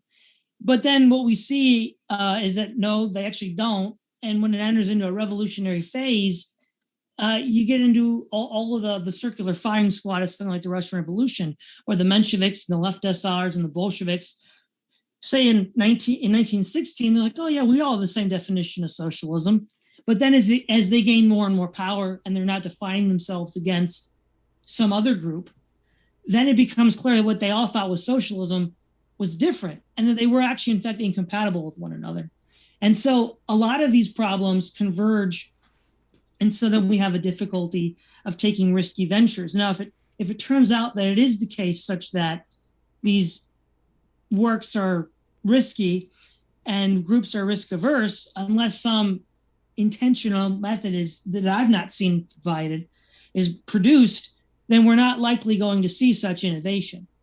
And with regards to Maybe the again, final the point. democratic, one more point. Okay, well then with regards to the artistic creativity, let's compare like with like. So the end of Tsarist Russia, I mean, it's kaput, right? Right before the revolution, there's not much left. But from like 1880 to like 1913, we have a galaxy of musicians, authors, novelists, playwrights. We still read Dostoevsky and Tolstoy. Who do we read from Soviet Russia from 1970 and 80? There does seem to be a disconnect between the artistic creativity of even a late stage feudal society, or maybe a proto-capitalist society, and then a late stage socialist one. Thank you very much. We are going to jump into the questions. And so, want to remind you folks, by the way, if you did not know it, Modern Day Debate is on podcast. We're really excited about that. So pull out your phone, see if you can find us on your favorite podcast app. And want to let you know as well, if you're listening via podcast, we also put the speakers links in the description box for the podcast. So you can reach the speakers either in the description box of the podcast app or here on YouTube, where you can also find their links at the very top of the description, folks. So with that, we are going to jump into these questions. Want to say thanks everybody for your questions. We're going to move relatively quickly as we started a bit late, so we're going to try to move fast just to respect the speaker's time. So Sunflower says, Brenton, when basics are taken care of, people seek new heights and masteries. Not true for the majority of welfare recipients. Can we get a citation? What do you mean not true for the majority of welfare? Again, this is like established psychological fact. If somebody within who is like receiving welfare is not reaching new heights, the only way, how are you even calculating that? What do you know that they're doing with their time? They may not be functioning within the market because they've been disincentivized to, but at the same time, they may be writing the next great novel. They may be the next Tolstoy. We just haven't noticed it yet. Or they may already be the next Tolstoy, but we'll never see their work because they were not within a class that is economically privileged enough to get themselves into a position to publish their novel. Gotcha. Thank you very much. And thank you for your question from Sphincter of Doom. Says, the question should not be whether socialism can innovate. The question should be whether capitalism or socialism fosters more innovation. That'd be an interesting debate if it wasn't the one we had tonight. But a juicy one indeed. And thanks so much for your super chat coming in from Will Stewart right now. Will asks Dr. Ben if, let's see. Hold on a second. There it is. Okay. Thanks for your patience. Said, if socialism is anti-coercion / anti-exploitation, how do you establish it if even one person refuses without using coercion? Well, if the idea is that it's opposed to all coercion, then that would be a big problem, that you can't have any social or economic system where there's no coercion whatsoever. You would have what Matt Brunig calls the grab what you can world, where you wouldn't have any property rights and everybody could just use everything at any time, that somebody could, who wanted to would be allowed to come into my home and use my toothbrush at will, without, because if you're not going to have some coercion about distribution of resources, then you probably couldn't have an economic functioning society at all. I don't have any sort of absolutist anti-coercion position. I don't know when I advocated that. I think that I would, however, like the decisions about the uses of resources that we coercively enforce, as you would have to in any possible society, even an anarcho-capitalist one. I would, however, like those decisions to be democratically decided. If you'll remember when I was talking about exploitation earlier, the analogy I made was to taxation without representation, which isn't a complaint about the existence of taxation. It's a complaint about the lack of representation. Gotcha. Anti-coercion tends to be like more an ANCAP and a right libertarian way of speaking. Left anarchists will also talk about it, like left libertarians. But I would say overall, Ben is 100% right. Even if you are coming from an anti-coercive thing, it's not about a perfect solution. It's about building the least coercive society that is reasonably possible right now. Gotcha. And Andrew Olson, thanks for your question, said, if I'm a worker cog in a socialist, my only goal is cog an abbreviation for something? No, I think he's just saying it's like a little piece of a machine. Oh, I see. I gotcha. So if I'm a worker cog in a socialist, I think they mean like country or society. My only goal is to produce a quota and I'll, quote, get paid. Why then would anyone do extra work and endanger themselves in experiments for no gain? Enjoying the convo. Well, I mean, I think this gets back to something that I have to say I found a little bit frustrating this discussion, which is that, all right, broadly speaking, socialism refers to any sort of proposal for social ownership of the means of production, but we started out by giving a very specific model of what a social society could look like and asking, given that all of the elements of this model have been beta tested in the real world and all the elements of this model do in fact involve innovation in the real world, why is it that putting them together in this way wouldn't involve innovation? And I haven't heard that. Instead, what I keep hearing is going back to the question of the Soviet model, which nobody here advocates, and this reference to quotas seems to be a reference to that. And all I could say is that, you got the wrong address, got to deliver that package elsewhere. I would say to this one, this is yet another case of capitalists attacking socialism by describing capitalism again. Like, you basically described living in a capitalist society and working within like a low wage job within a corporation where you have no motivation to do extra. You just need the paycheck. So I don't think this has anything to do with capitalism or innovation. I just think it's a rhetorical point that people love to trot out. Gotcha. And Big Thang, Bruce Wayne, thanks for your question, said, Alaskan Americans own the rights to the minerals beneath their feet. They get a form of UBI and have for decades. Why not expand this to the rest of America? I think that would be for you, Keith and Todd. Well, I don't know that I would be opposed to expanding that to the rest of America. In fact, I know it was when Sarah Palin was running for whatever she ran for, vice president or whatever. I remember joking with someone, a Republican friend, who was talking about, like he hoped the Obama didn't win because he was a socialist. And I said, oh no, Sarah Palin is probably more of a socialist than Obama, so you've got nothing to worry about. But no, I don't have a problem with something like that per se. I don't know that I'd call that socialism. It's not something I find inherently objectionable. It wouldn't add up to socialism by itself, but public ownership of the oil industry would be a nice start. They did that in Norway, actually, and their entire oil industry is nationalized, and then they weren't attacked by the United States because they're white. And what wound up happening was that now everyone in Norway has the equivalent of like a $200,000 trust fund through their public ownership of the oil, and as a result, they have one of the best standards of living in the world. So that's not necessarily socialism, but it's definitely a step in the right direction.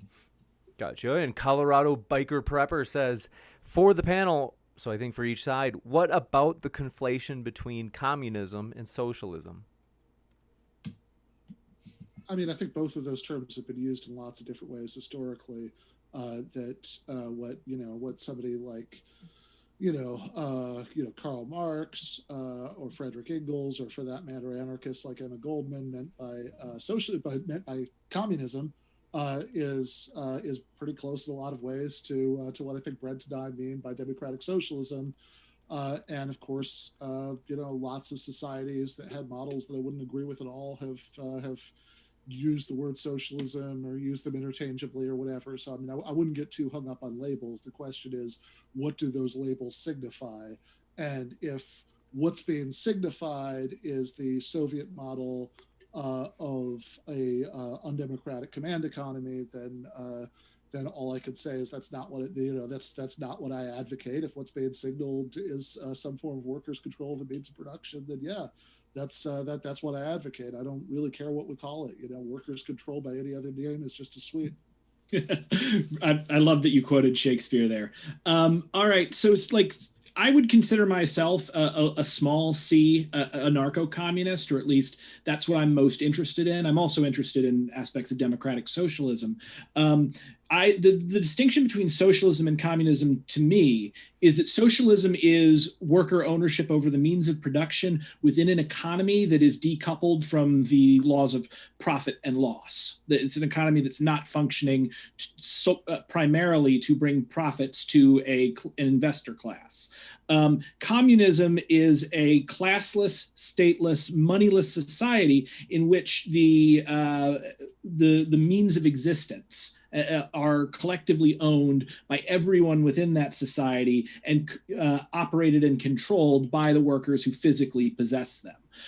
Communism is an end stage ideal goal, which may or may not be possible, although I do think it's important to shoot for the moon, land in the stars, whereas socialism is a means of organizing the economy.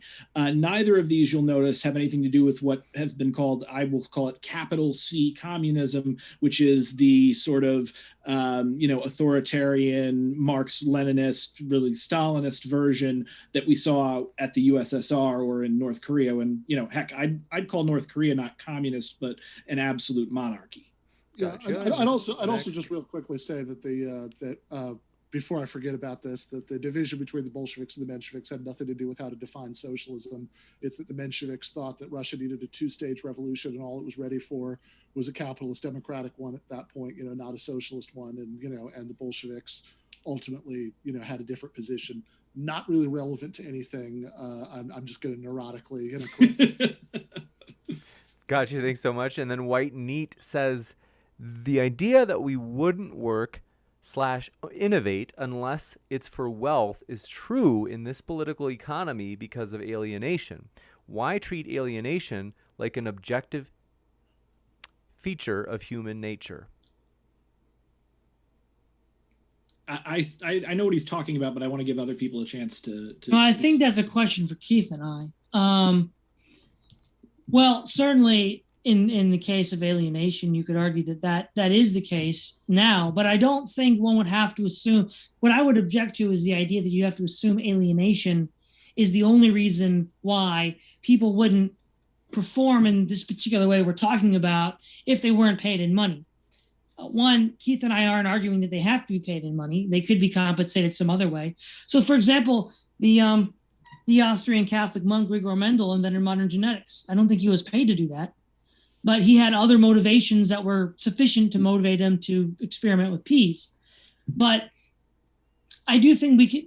What I would object to is that if you say that the only reason why people wouldn't work if they had everything taken care of was because they were alienated in the capitalist economy, I don't think that's the only condition under which they wouldn't do these things if they had all their material needs taken care of. For example, we can think of the spoiled aristocratic child who never has to worry about anything in his life, but because of that, he just has this sort of hedonistic, careless attitude towards life because he's never had to work. So, and in his case, it's not because he's alienated from his labor by capitalism. One could argue it's precisely because he's been privileged in that way that he's this spoiled aristocratic kid. Is there anything you'd like to add to that, Keith? Well, the problem I have with that question is that I think it's rooted in a problem that I pointed out in my introduction, which is economic determinism. I think that when it comes to the question of whether somebody's motivated to work, produce, or innovate, or whatever, there's also the issue of the individual's personality structure and all of the different things that make that what it is. And economic conditions are only one of many aspects of that. I know people that I have no doubt that if you gave them, say, a UBI of $50,000 a year, they would do absolutely nothing. They sit in front of the TV and smoke pot for the rest of their life. I know other people that you could give them $1 million a year as a UBI, and they would still be out busting ass, working, doing something, inventing this or being an entrepreneur or whatever, or some kind of work. Maybe it wouldn't even be profit-generating work. It would be, civic work or something like that. They would be doing that. So the issue there, I think, gets more into issues of personality structure, psychological makeup, as much as economic systems. Not that to say that economic systems don't intersect with individual personalities, but it's a lot more complicated than what the question would seem to suggest. You got it. Thanks so much. And Will Stewart, thanks for your question. Forgive me, guys. It's I didn't get a great night of sleep last night. Did I already ask this one? That Dr. Ben, what is your definition of democracy? In a pure democracy, how do you safeguard the majority from exploiting the minority?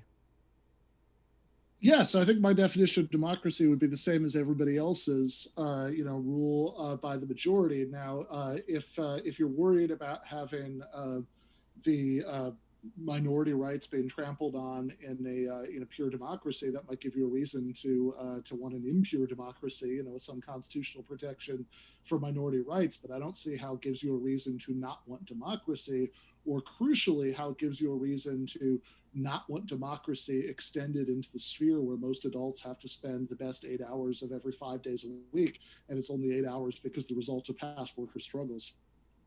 You got it. If I could just add a little PS onto this, because I was starting to talk about this earlier. I find oftentimes in critiques of democracy, they'll say stuff like, democracy is two wolves and a sheep voting about what's for dinner. And they'll put these huge fears of like mob rule. The fact is that when you are making a decision democratically, you can have a tiny group of people make that decision, and you can have a large group of people make that decision. And maybe it'll be a great decision. Maybe people will get screwed over by it. But if it's a large group of people making that decision, you have a much better chance of being part of that large group and not getting screwed over than if there's a small group. Essentially, to favor elite democracy over direct democracy or more universal forms of democracy is essentially just the wish for a benevolent dictatorship to be extended. It's inherently anti-democratic. So I think what people really need to realize when someone's stoking those fears is, why are they stoking those fears? And the fact is, they're doing it to make you afraid of your own power. everyone is an individual and every individual is part of a collective. There isn't actually a battle to be waged there. You got it. And thanks, Christopher Hatch. Appreciate your question. And also your spelling of subsidies. That's is really clever. So they asked, are wage subsidies like food stamps socialist? No. Yeah, no. Gotcha. Oh. Everybody's on the same page, it sounds like. And then thanks for your question. This one coming in from, I think we had asked, yep, got that. Brad Morberg, thanks for your question, said, I like the idea of central planning, but how can we make sure social liberties are protected under a government that has the power of central planning? We can. I mean, that just sounds like the democracy question worded slightly differently. And even if you do have, so I think that the idea that having the economy be in the hands of private owners is some sort of safeguard against trampling of liberties is just kind of historically illiterate, because whereas it's true that there are authoritarian countries that have had centrally planned economies that have trampled over those, it's also true that there have been authoritarian countries that have had regular capitalist economies that have had just as much trampling of those liberties, or much more so. When you talk about like Hitler and Suharto and people like that, which again happened in societies that where most of the economy was in the hands of regular capitalist companies. So I'd say that if that's your plan for safeguarding, social liberties, is to keep the economy private, I think you need a better plan. Yeah, I'd say that there is some sort of a steel man that I can pull out of this, in that it is generally a bad idea to centralize power and control of like over the entire economy and lots of factors of society in the hands of just a few people, because it's easier to get a idiot in that position. It's easier to get a tyrant in that position. And it's easier to just make a mistake and cause more problems. We want power to be diffused as much as possible, because then there's more fail-safes that will prevent those kinds of problems. And we see in countries with more democracy, they tend to be a little bit more robust and able to handle economic crises and also political crises because of that state of diffused power. What I'm going to say is that with regard to capitalism and socialism, I think socialism will diffuse the power more rather than more greatly concentrate it in the form of the state. You got it. And this one, fresh in from Will Stewart, appreciate it, said, Brenton, is 6 million years of human evolution not empirical evidence of that fear? Of what fear? Yeah, I was wondering that. I was hoping you'd know. Okay, let me try. I think he might be referring to something I said in my opening statement, where I talked about like the fear that people will, if we're not whipped into shape, if we're not forced to produce, will either be conquered or will stagnate. And I would say human evolution is the reason why that won't happen. I mean, capitalists talk all the time about us having infinite wants and infinite needs. And the Buddhists know this, that desire is something that you can't conquer by gaining things, either by accomplishments or by physical acts or pulling power to yourself. As soon as you have what you want something else. So the fact is that human psychology does not allow us to stagnate, and it's one of the things that separates us from the animals. The problem here is that he's thinking of humans as if we are animals, because I'm guessing that the propaganda he's ingested has told him that the lower classes are animals and will behave as animals as opposed to thinking rational humans. Just as a quick addendum, I won't go off to a big thing about this because I know we have very little time left. But it seems like a lot of the questions are asking some sort of like sort of orbited around human nature objections to socialism, which is an interesting enough topic that we should do a different debate just about that. Gotcha. And last one for the night. Thanks, Farron Salas, who says, watch me dip, watch me nay, watch me dip, James. Is that the new, like, cool song, Brenton? Is that Okay.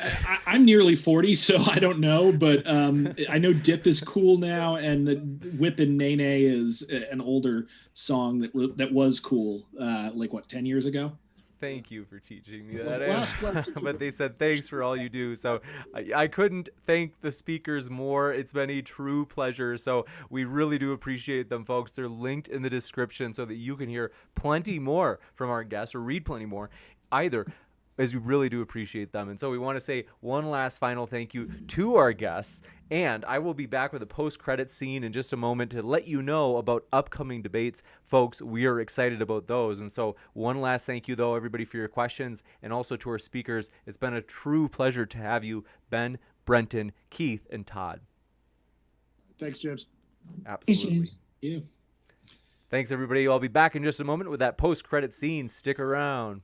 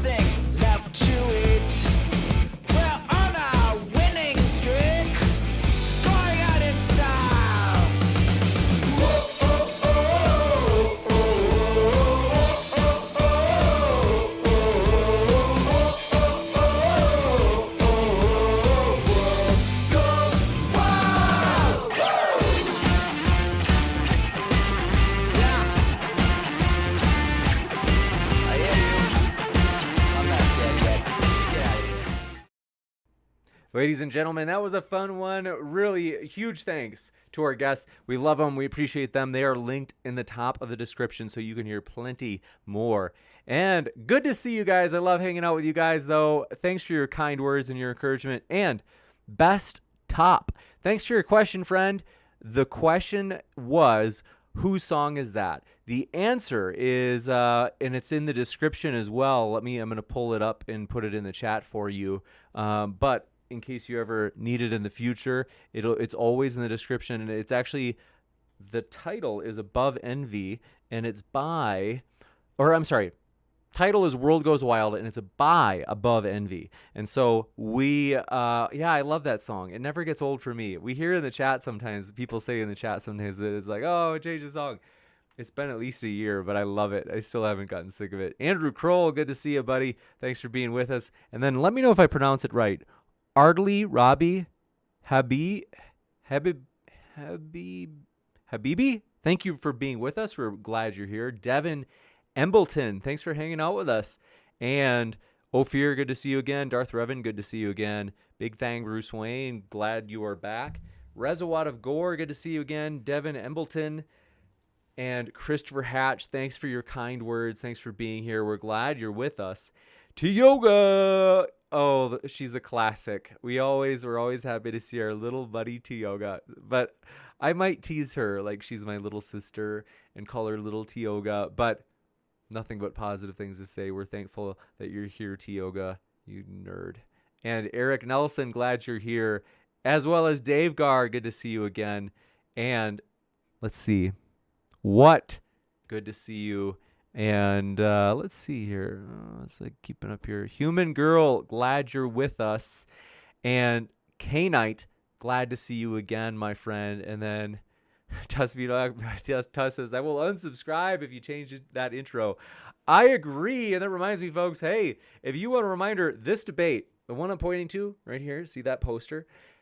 It's going to be epic. And so if you have not yet, hit that subscribe button and hit that notification button as well. Folks, you don't want to miss this one. It's going to be epic. We're really excited about it. Samuel is a fun guy and a class act. And we've always loved Matt. Matt's been a huge help to the channel. That's going to be a fun debate. So we love both our guests for that. And it's going to be a really fun one. So do make sure you've got your notification bell clicked so that it's showing like the ringing, so it'll have like the little like ringing It's got the little ring lines like on the outside of the bell. You know what I'm looking at? So you guys, it's going to be epic. And watching it live is always more fun. So sometimes when I'm talking to like at the beginning of classes or something, and I'm like, we're talking about all of my classes that I take right now, I think all the grad classes, period. Yeah, I think like every single grad class on campus is online. And I get to teach in person. So I teach general psych, and I love it, especially because it's in person. I always tell people it's like music, it's like sports, it's like anything. It's always better live. It's way more engaging. And so I think the same is true of classes. I think the same is true of these debates. It's fun to watch it afterward. And a lot of, when I can't be here, sometimes somebody else is moderating, and I like getting to listen to it afterwards. But it is, in my ideal, I do love it when it's live. And so, but yeah, Stripper Liquor, good to see you again. And Andrew, let's see, Silver Harlow, good to see you again. Thanks for coming by. And let's see here. Here's some smack talk in the old chat. I love it. You guys are fun. You guys have got energy. And but yeah, let's see who else. Will Stewart, good to see us. Says the fear I was referring to is associated with my question on democracy. Oh, gotcha. Okay, so sorry about that. My memory shot. It's just been a long day. Whew. I went to sleep early last night, but I laid in bed for like 2.5 hours. I didn't sleep. That usually doesn't happen anymore, but last night it sure did. That's for sure. And so I'm like, I don't know if you can notice, there are some days where like when I'm Best Top said, "Are you willing to do business debate?" It depends.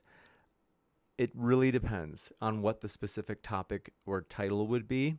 So I'm not sure. If you, let's see, you're open to email me at moderndebate@gmail.com. And we always ask folks if you want to come on a debate.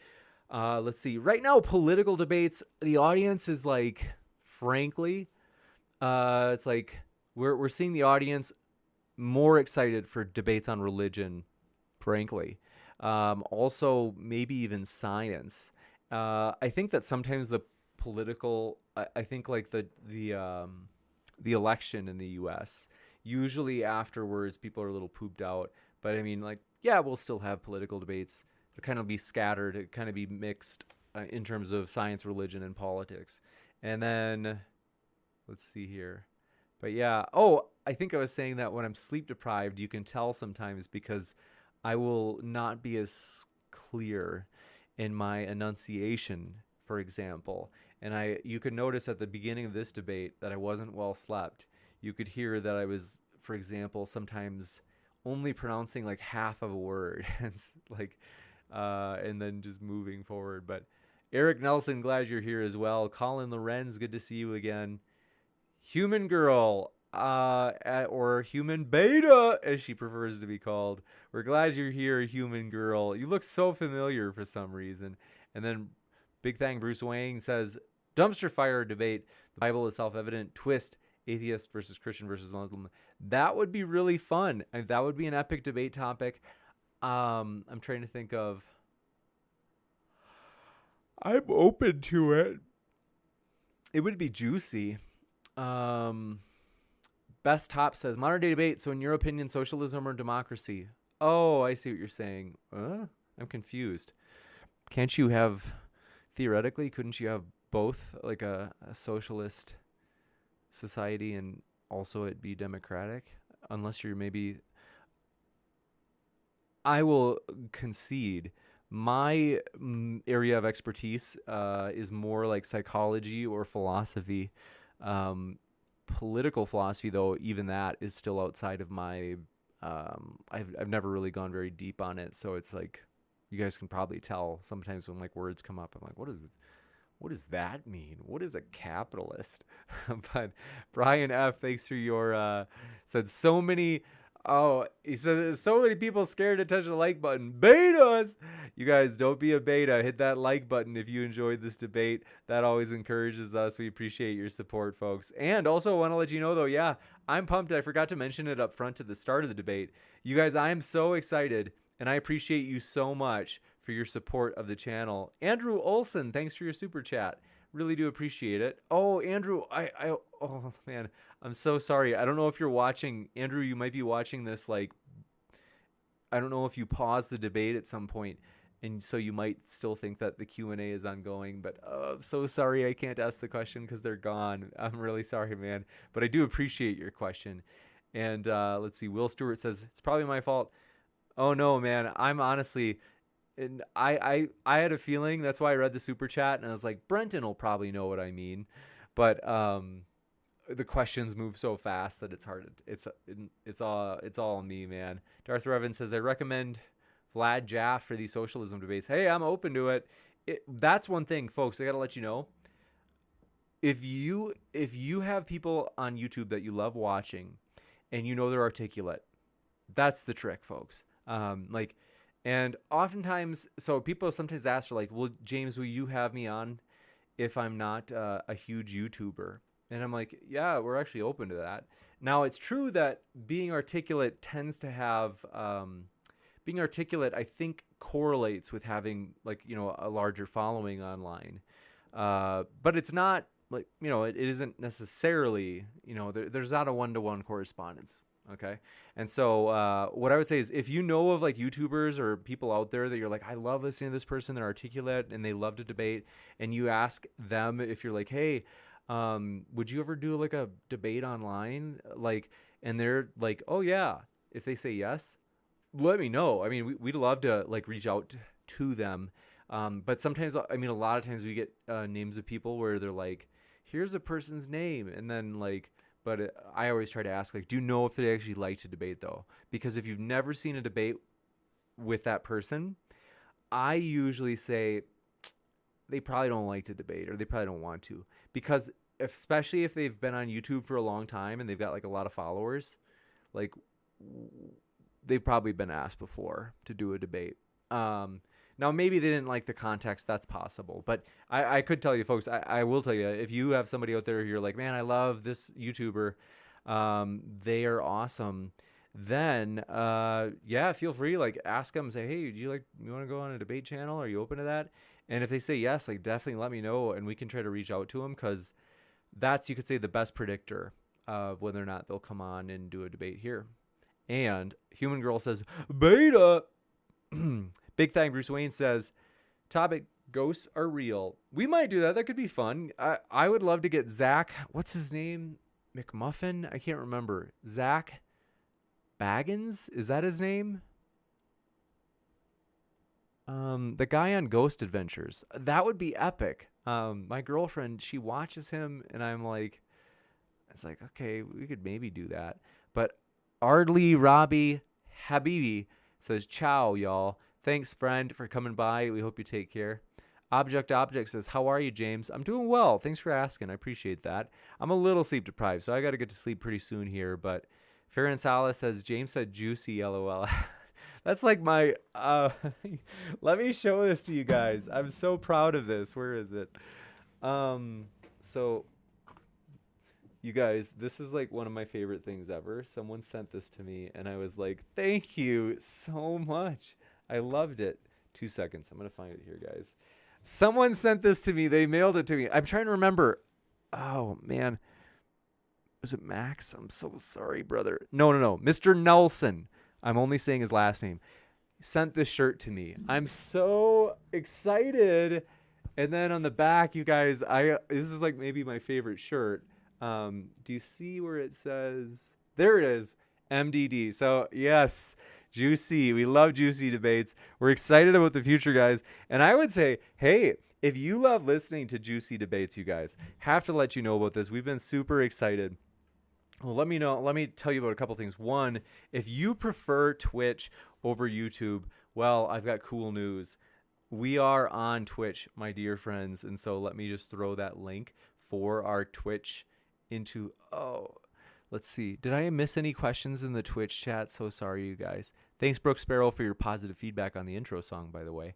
And yeah, we're on Twitch, and I'm going to show you guys that link in case you have never seen it before, because we are so proud of our Twitch. It's a tremendous Twitch. People are saying it's the best. And thank you so much. Let's see. Twitch is giving me an announcement. It says Stripper Liquor account created December 14th, 2020, following since December 14th. Thank you, Stripper Liquor, for being one of our followers. And the fact that you apparently you actually like started your Twitch account for the purpose of modern day debate. We really do appreciate that. We want to let you know, folks, you may not know about this. However, oh, did I lose where'd it go? That's like weird. I lost the YouTube chat. Wait, what is going on here? It's like 2 seconds, folks. It's like boomer problems, okay? But basically,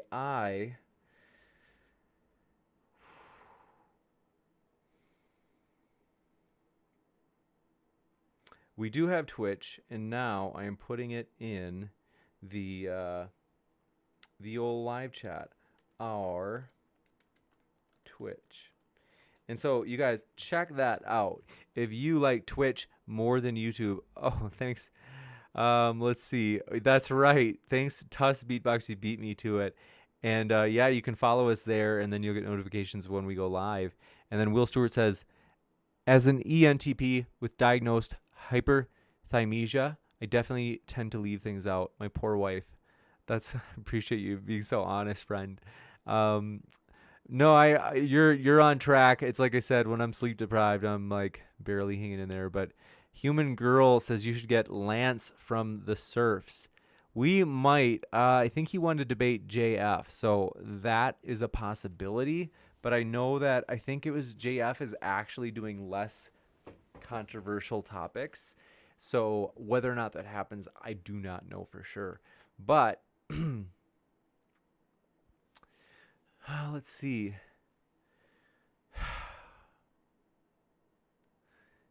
Where is this?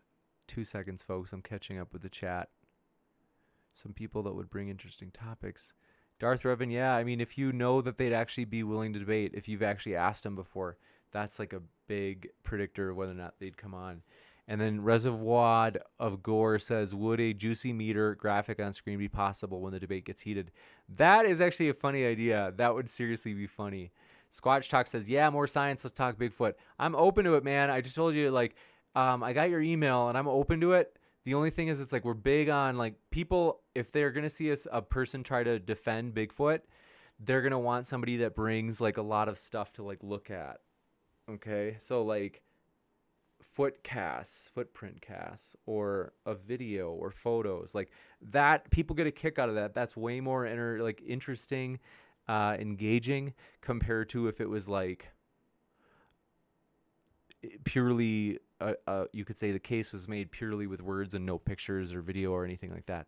And let's see, Darth Revan, let's see, oh, got that, thanks for that. And then Andrew Kroll says, neutral platform, even betas are welcome. That's true. We are fully neutral. We are glad you're here no matter what walk of life you're from, folks.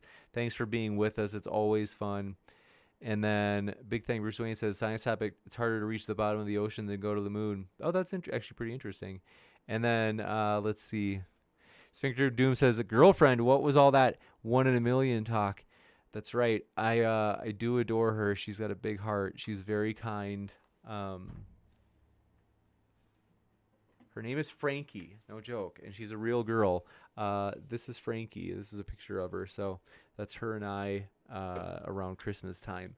I was so burnt out over Christmas time. She was a saint for being patient with me because I was just so moody. The semester in the fall was honestly unlike no other. So let's see. Yeah, we want to let you know, though, if you want to support the channel, if you're like, hey, man, I love the channel, and you're like, is there a way that I can, like, support it? Because we do get that, like, we get that question, and so we do appreciate that. If you rate us on the podcast app, so if you happen to listen to us via podcast, you can rate us on most podcast apps, I think. But also, if you're not listening to us via podcast, I want to remind you folks, if you want, there are some things that's like, for, if it's like a short podcast, don't get me wrong, there's value in that too. Like some of them are like 20 minutes or 5 minutes maybe. But if you want long form content that you can turn on and just let it play during your drive to work in the morning, or during like an exercise routine, you just want to keep your mind on like something you're listening to, Modern Day Debate is great for that, you guys. And so I would say, hey, find us on your favorite podcast app. We're on, do you see all these apps over here on the far right side of the screen past Matt? So you can see on the far right side of the screen, let's see. Let me see if I could like point to it myself by expanding my picture. Basically, you guys, 2 seconds. Okay. Yes. Okay. It's closer. So, you can see right here, guys. Here I am. So if you see like right here, this is where it says subscribe, if you're sick like us and you want more controversial debates. And then right below this, you can see it says, we're also on every podcast. See where my finger's pointing? We are on all those podcasts. Spotify, Apple Podcasts. I think we're on iTunes, Pandora, even Audible, Google Podcasts, Podcast Addict. I mean, you name it, folks. We're there, and we're excited about that, as that has been just super encouraging to see tons of people download it, and apparently it's been useful. So I would say, folks, it's perfect for your drive to work. It's perfect for when, if you clean in the house, maybe you're sweeping or whatever, and you're doing a bunch of chores, and it's like, hey, Modern Day Debate is on, you could say, the best podcast apps that there are. Oh, let me change my size again. This is embarrassing. 2 seconds. So, let's see. Squatch Talk says it's called Bumper Music. It's a great song. Thank you for that. Brian Stevens says Amazing Atheist. I don't think we're going to get Amazing Atheist. I actually, one thing that, Stefan X Hammer, or Sticks and Hammer. I'm open to that. That would be cool. Human Girl. I've got to find out how to contact him. I don't think I have his contact info, because some of these people I've already emailed. So I have been in touch with like Amazing Atheists and stuff, trying to set up debates. But Vosh and BreadTube. Let's see. I just emailed Vosh the other day about a possible debate, but we'll see if he's interested. And then Sphincter of Doom says, has anyone intimated they want to debate nuclear power? No, nobody has yet. It depends. That one I'm not sure about. I'm like trying to think. I'm trying to like frankly like heavily review our topics and see like what debates are the ones that the Modern Day Debate audiences enjoyed the most. That one I'm like, I don't know. Frankly, I'll be completely real. I'm a little bit nervous about doing it as a new one. Let's see. Brian Stevens says, haha, best 3 minutes ever. Yeah, Darth is a character for sure. And then Squatch Talk, no. I'm sorry. I'm not trying to be mean, man, but it's like, could you email me whatever you want to share? It's just hard for me to like, it's like, let's see. Will Stewart says, you have had Jesse Lee Peterson on too many times. Amazing. That's right. I'm Jesse in spirit, but yeah, we really do appreciate you guys. Stripper Liquor says, sadly, YouTube commercials are out of control. Are they really? What do you mean? Tell me more. Let's see. But yes, let's see.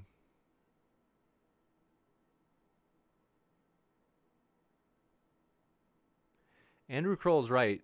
Don't be a beta. Hit that like button. Brian Stevens says Jamesception debating himself. That would be fun. I do, at some point, I would like to debate. It'd be fun, but... And let's see. Amazing! Brian Stevens says Vosh is his neighbor. That's pretty hip. Huh. And... Thanks for your kind words, Jim. Appreciate that, buddy. It means a lot. Seriously. It's a lot of fun to be here. Thank you guys for making it fun. And then, big thing, Bruce Wayne says, I need left women to debate these neckbeards. Well, Human Girl, maybe your girl. She may be up for it. I don't know. You got to ask her. But we're excited about the future. Thank you, everybody, for all your support and love. I seriously, you guys make it fun. So you guys just put me in a great mood. I love you guys. I appreciate you guys. I hope you're doing well. I'm thankful for you. And so, hey, let me know if there's anything I can do to make your day easier. I appreciate you guys, and I love being here. So thanks for making it fun. And we will be back tomorrow night, you guys. So if you have not seen, Skylar Fiction is going to be debating CJ, and that is going to be on a juicy topic from the Old Testament. So you don't want to miss that, folks. It's going to be epic. And so thanks so much. We appreciate you. Reservoir of Gore, thanks for your idea. It's an interesting one on valid comedy topics. And EndoXD says, favorite debate on your channel? Oh, that's a good question. Maybe it is the debate that we had with Matt Dillahunty and Inspiring Philosophy in the Atheist Experience Studio was really fun. So that was a blast. I enjoyed it. That was a fun time traveling and all that. Oh yeah, Brooke, thanks for your reminder. Want to let you know, folks, also, we are really excited. So in the chat, I just put this link, which I copy and pasted it from Tuss. So I got to give credit to Tuss. But basically, you guys, if you have Amazon Prime, that means you actually have access to use a free Twitch subscription. Because so on Twitch, it's like you basically like normally you'd pay like $5 or so to subscribe to a Twitch streamer. We're on Twitch.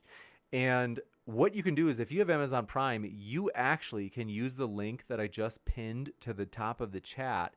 You can use that link to activate your free Twitch subscription because Twitch is owned by Amazon. So if you have an Amazon Prime account, you can actually use your Amazon Prime account for a free Twitch subscription. And so you won't pay anything more than you normally do for your Amazon Prime. Like that stays the same, but you could be helping out Modern Day Debate because basically it's like $2.50. And so $2.50 because it's like $5 in total. Like that's how much a subscription is worth. Modern Day Debate gets half of that subscription. And so remember, it's like no extra cost to you, but it does help support the channel. And you might be thinking like, James, it's not going to make a difference. But here's how it could. Brian Stevens made a great point. He said this. So far, I think we've got about 20 people who have subscribed using their Amazon Prime free Twitch membership. Some of them might be natural like subscriptions without Amazon Prime, but I think most are Amazon Prime ones, which is like, hey, it's great. I mean, it's no extra cost. And if we have 100 people doing that each month, that's $250. You guys, that's enough. If we do our in-person debates again this summer, which we absolutely are planning to, I'm determined. That's easily a one-way flight, or even potentially, depending on where you're flying. Like, let's say it's like Denver to Minneapolis or Denver to Dallas. That's pretty easily a round-trip flight. So, like, let's say we fly back to the Atheist Experience Studio or something like that. So, you guys, like, it adds up. It really, like, if we have, I mean, think of all the people that probably have Amazon Prime and are not using their free Twitch subscription that are subscribers at Modern Day Debate. We have, what is it, like 43,000 subscribers?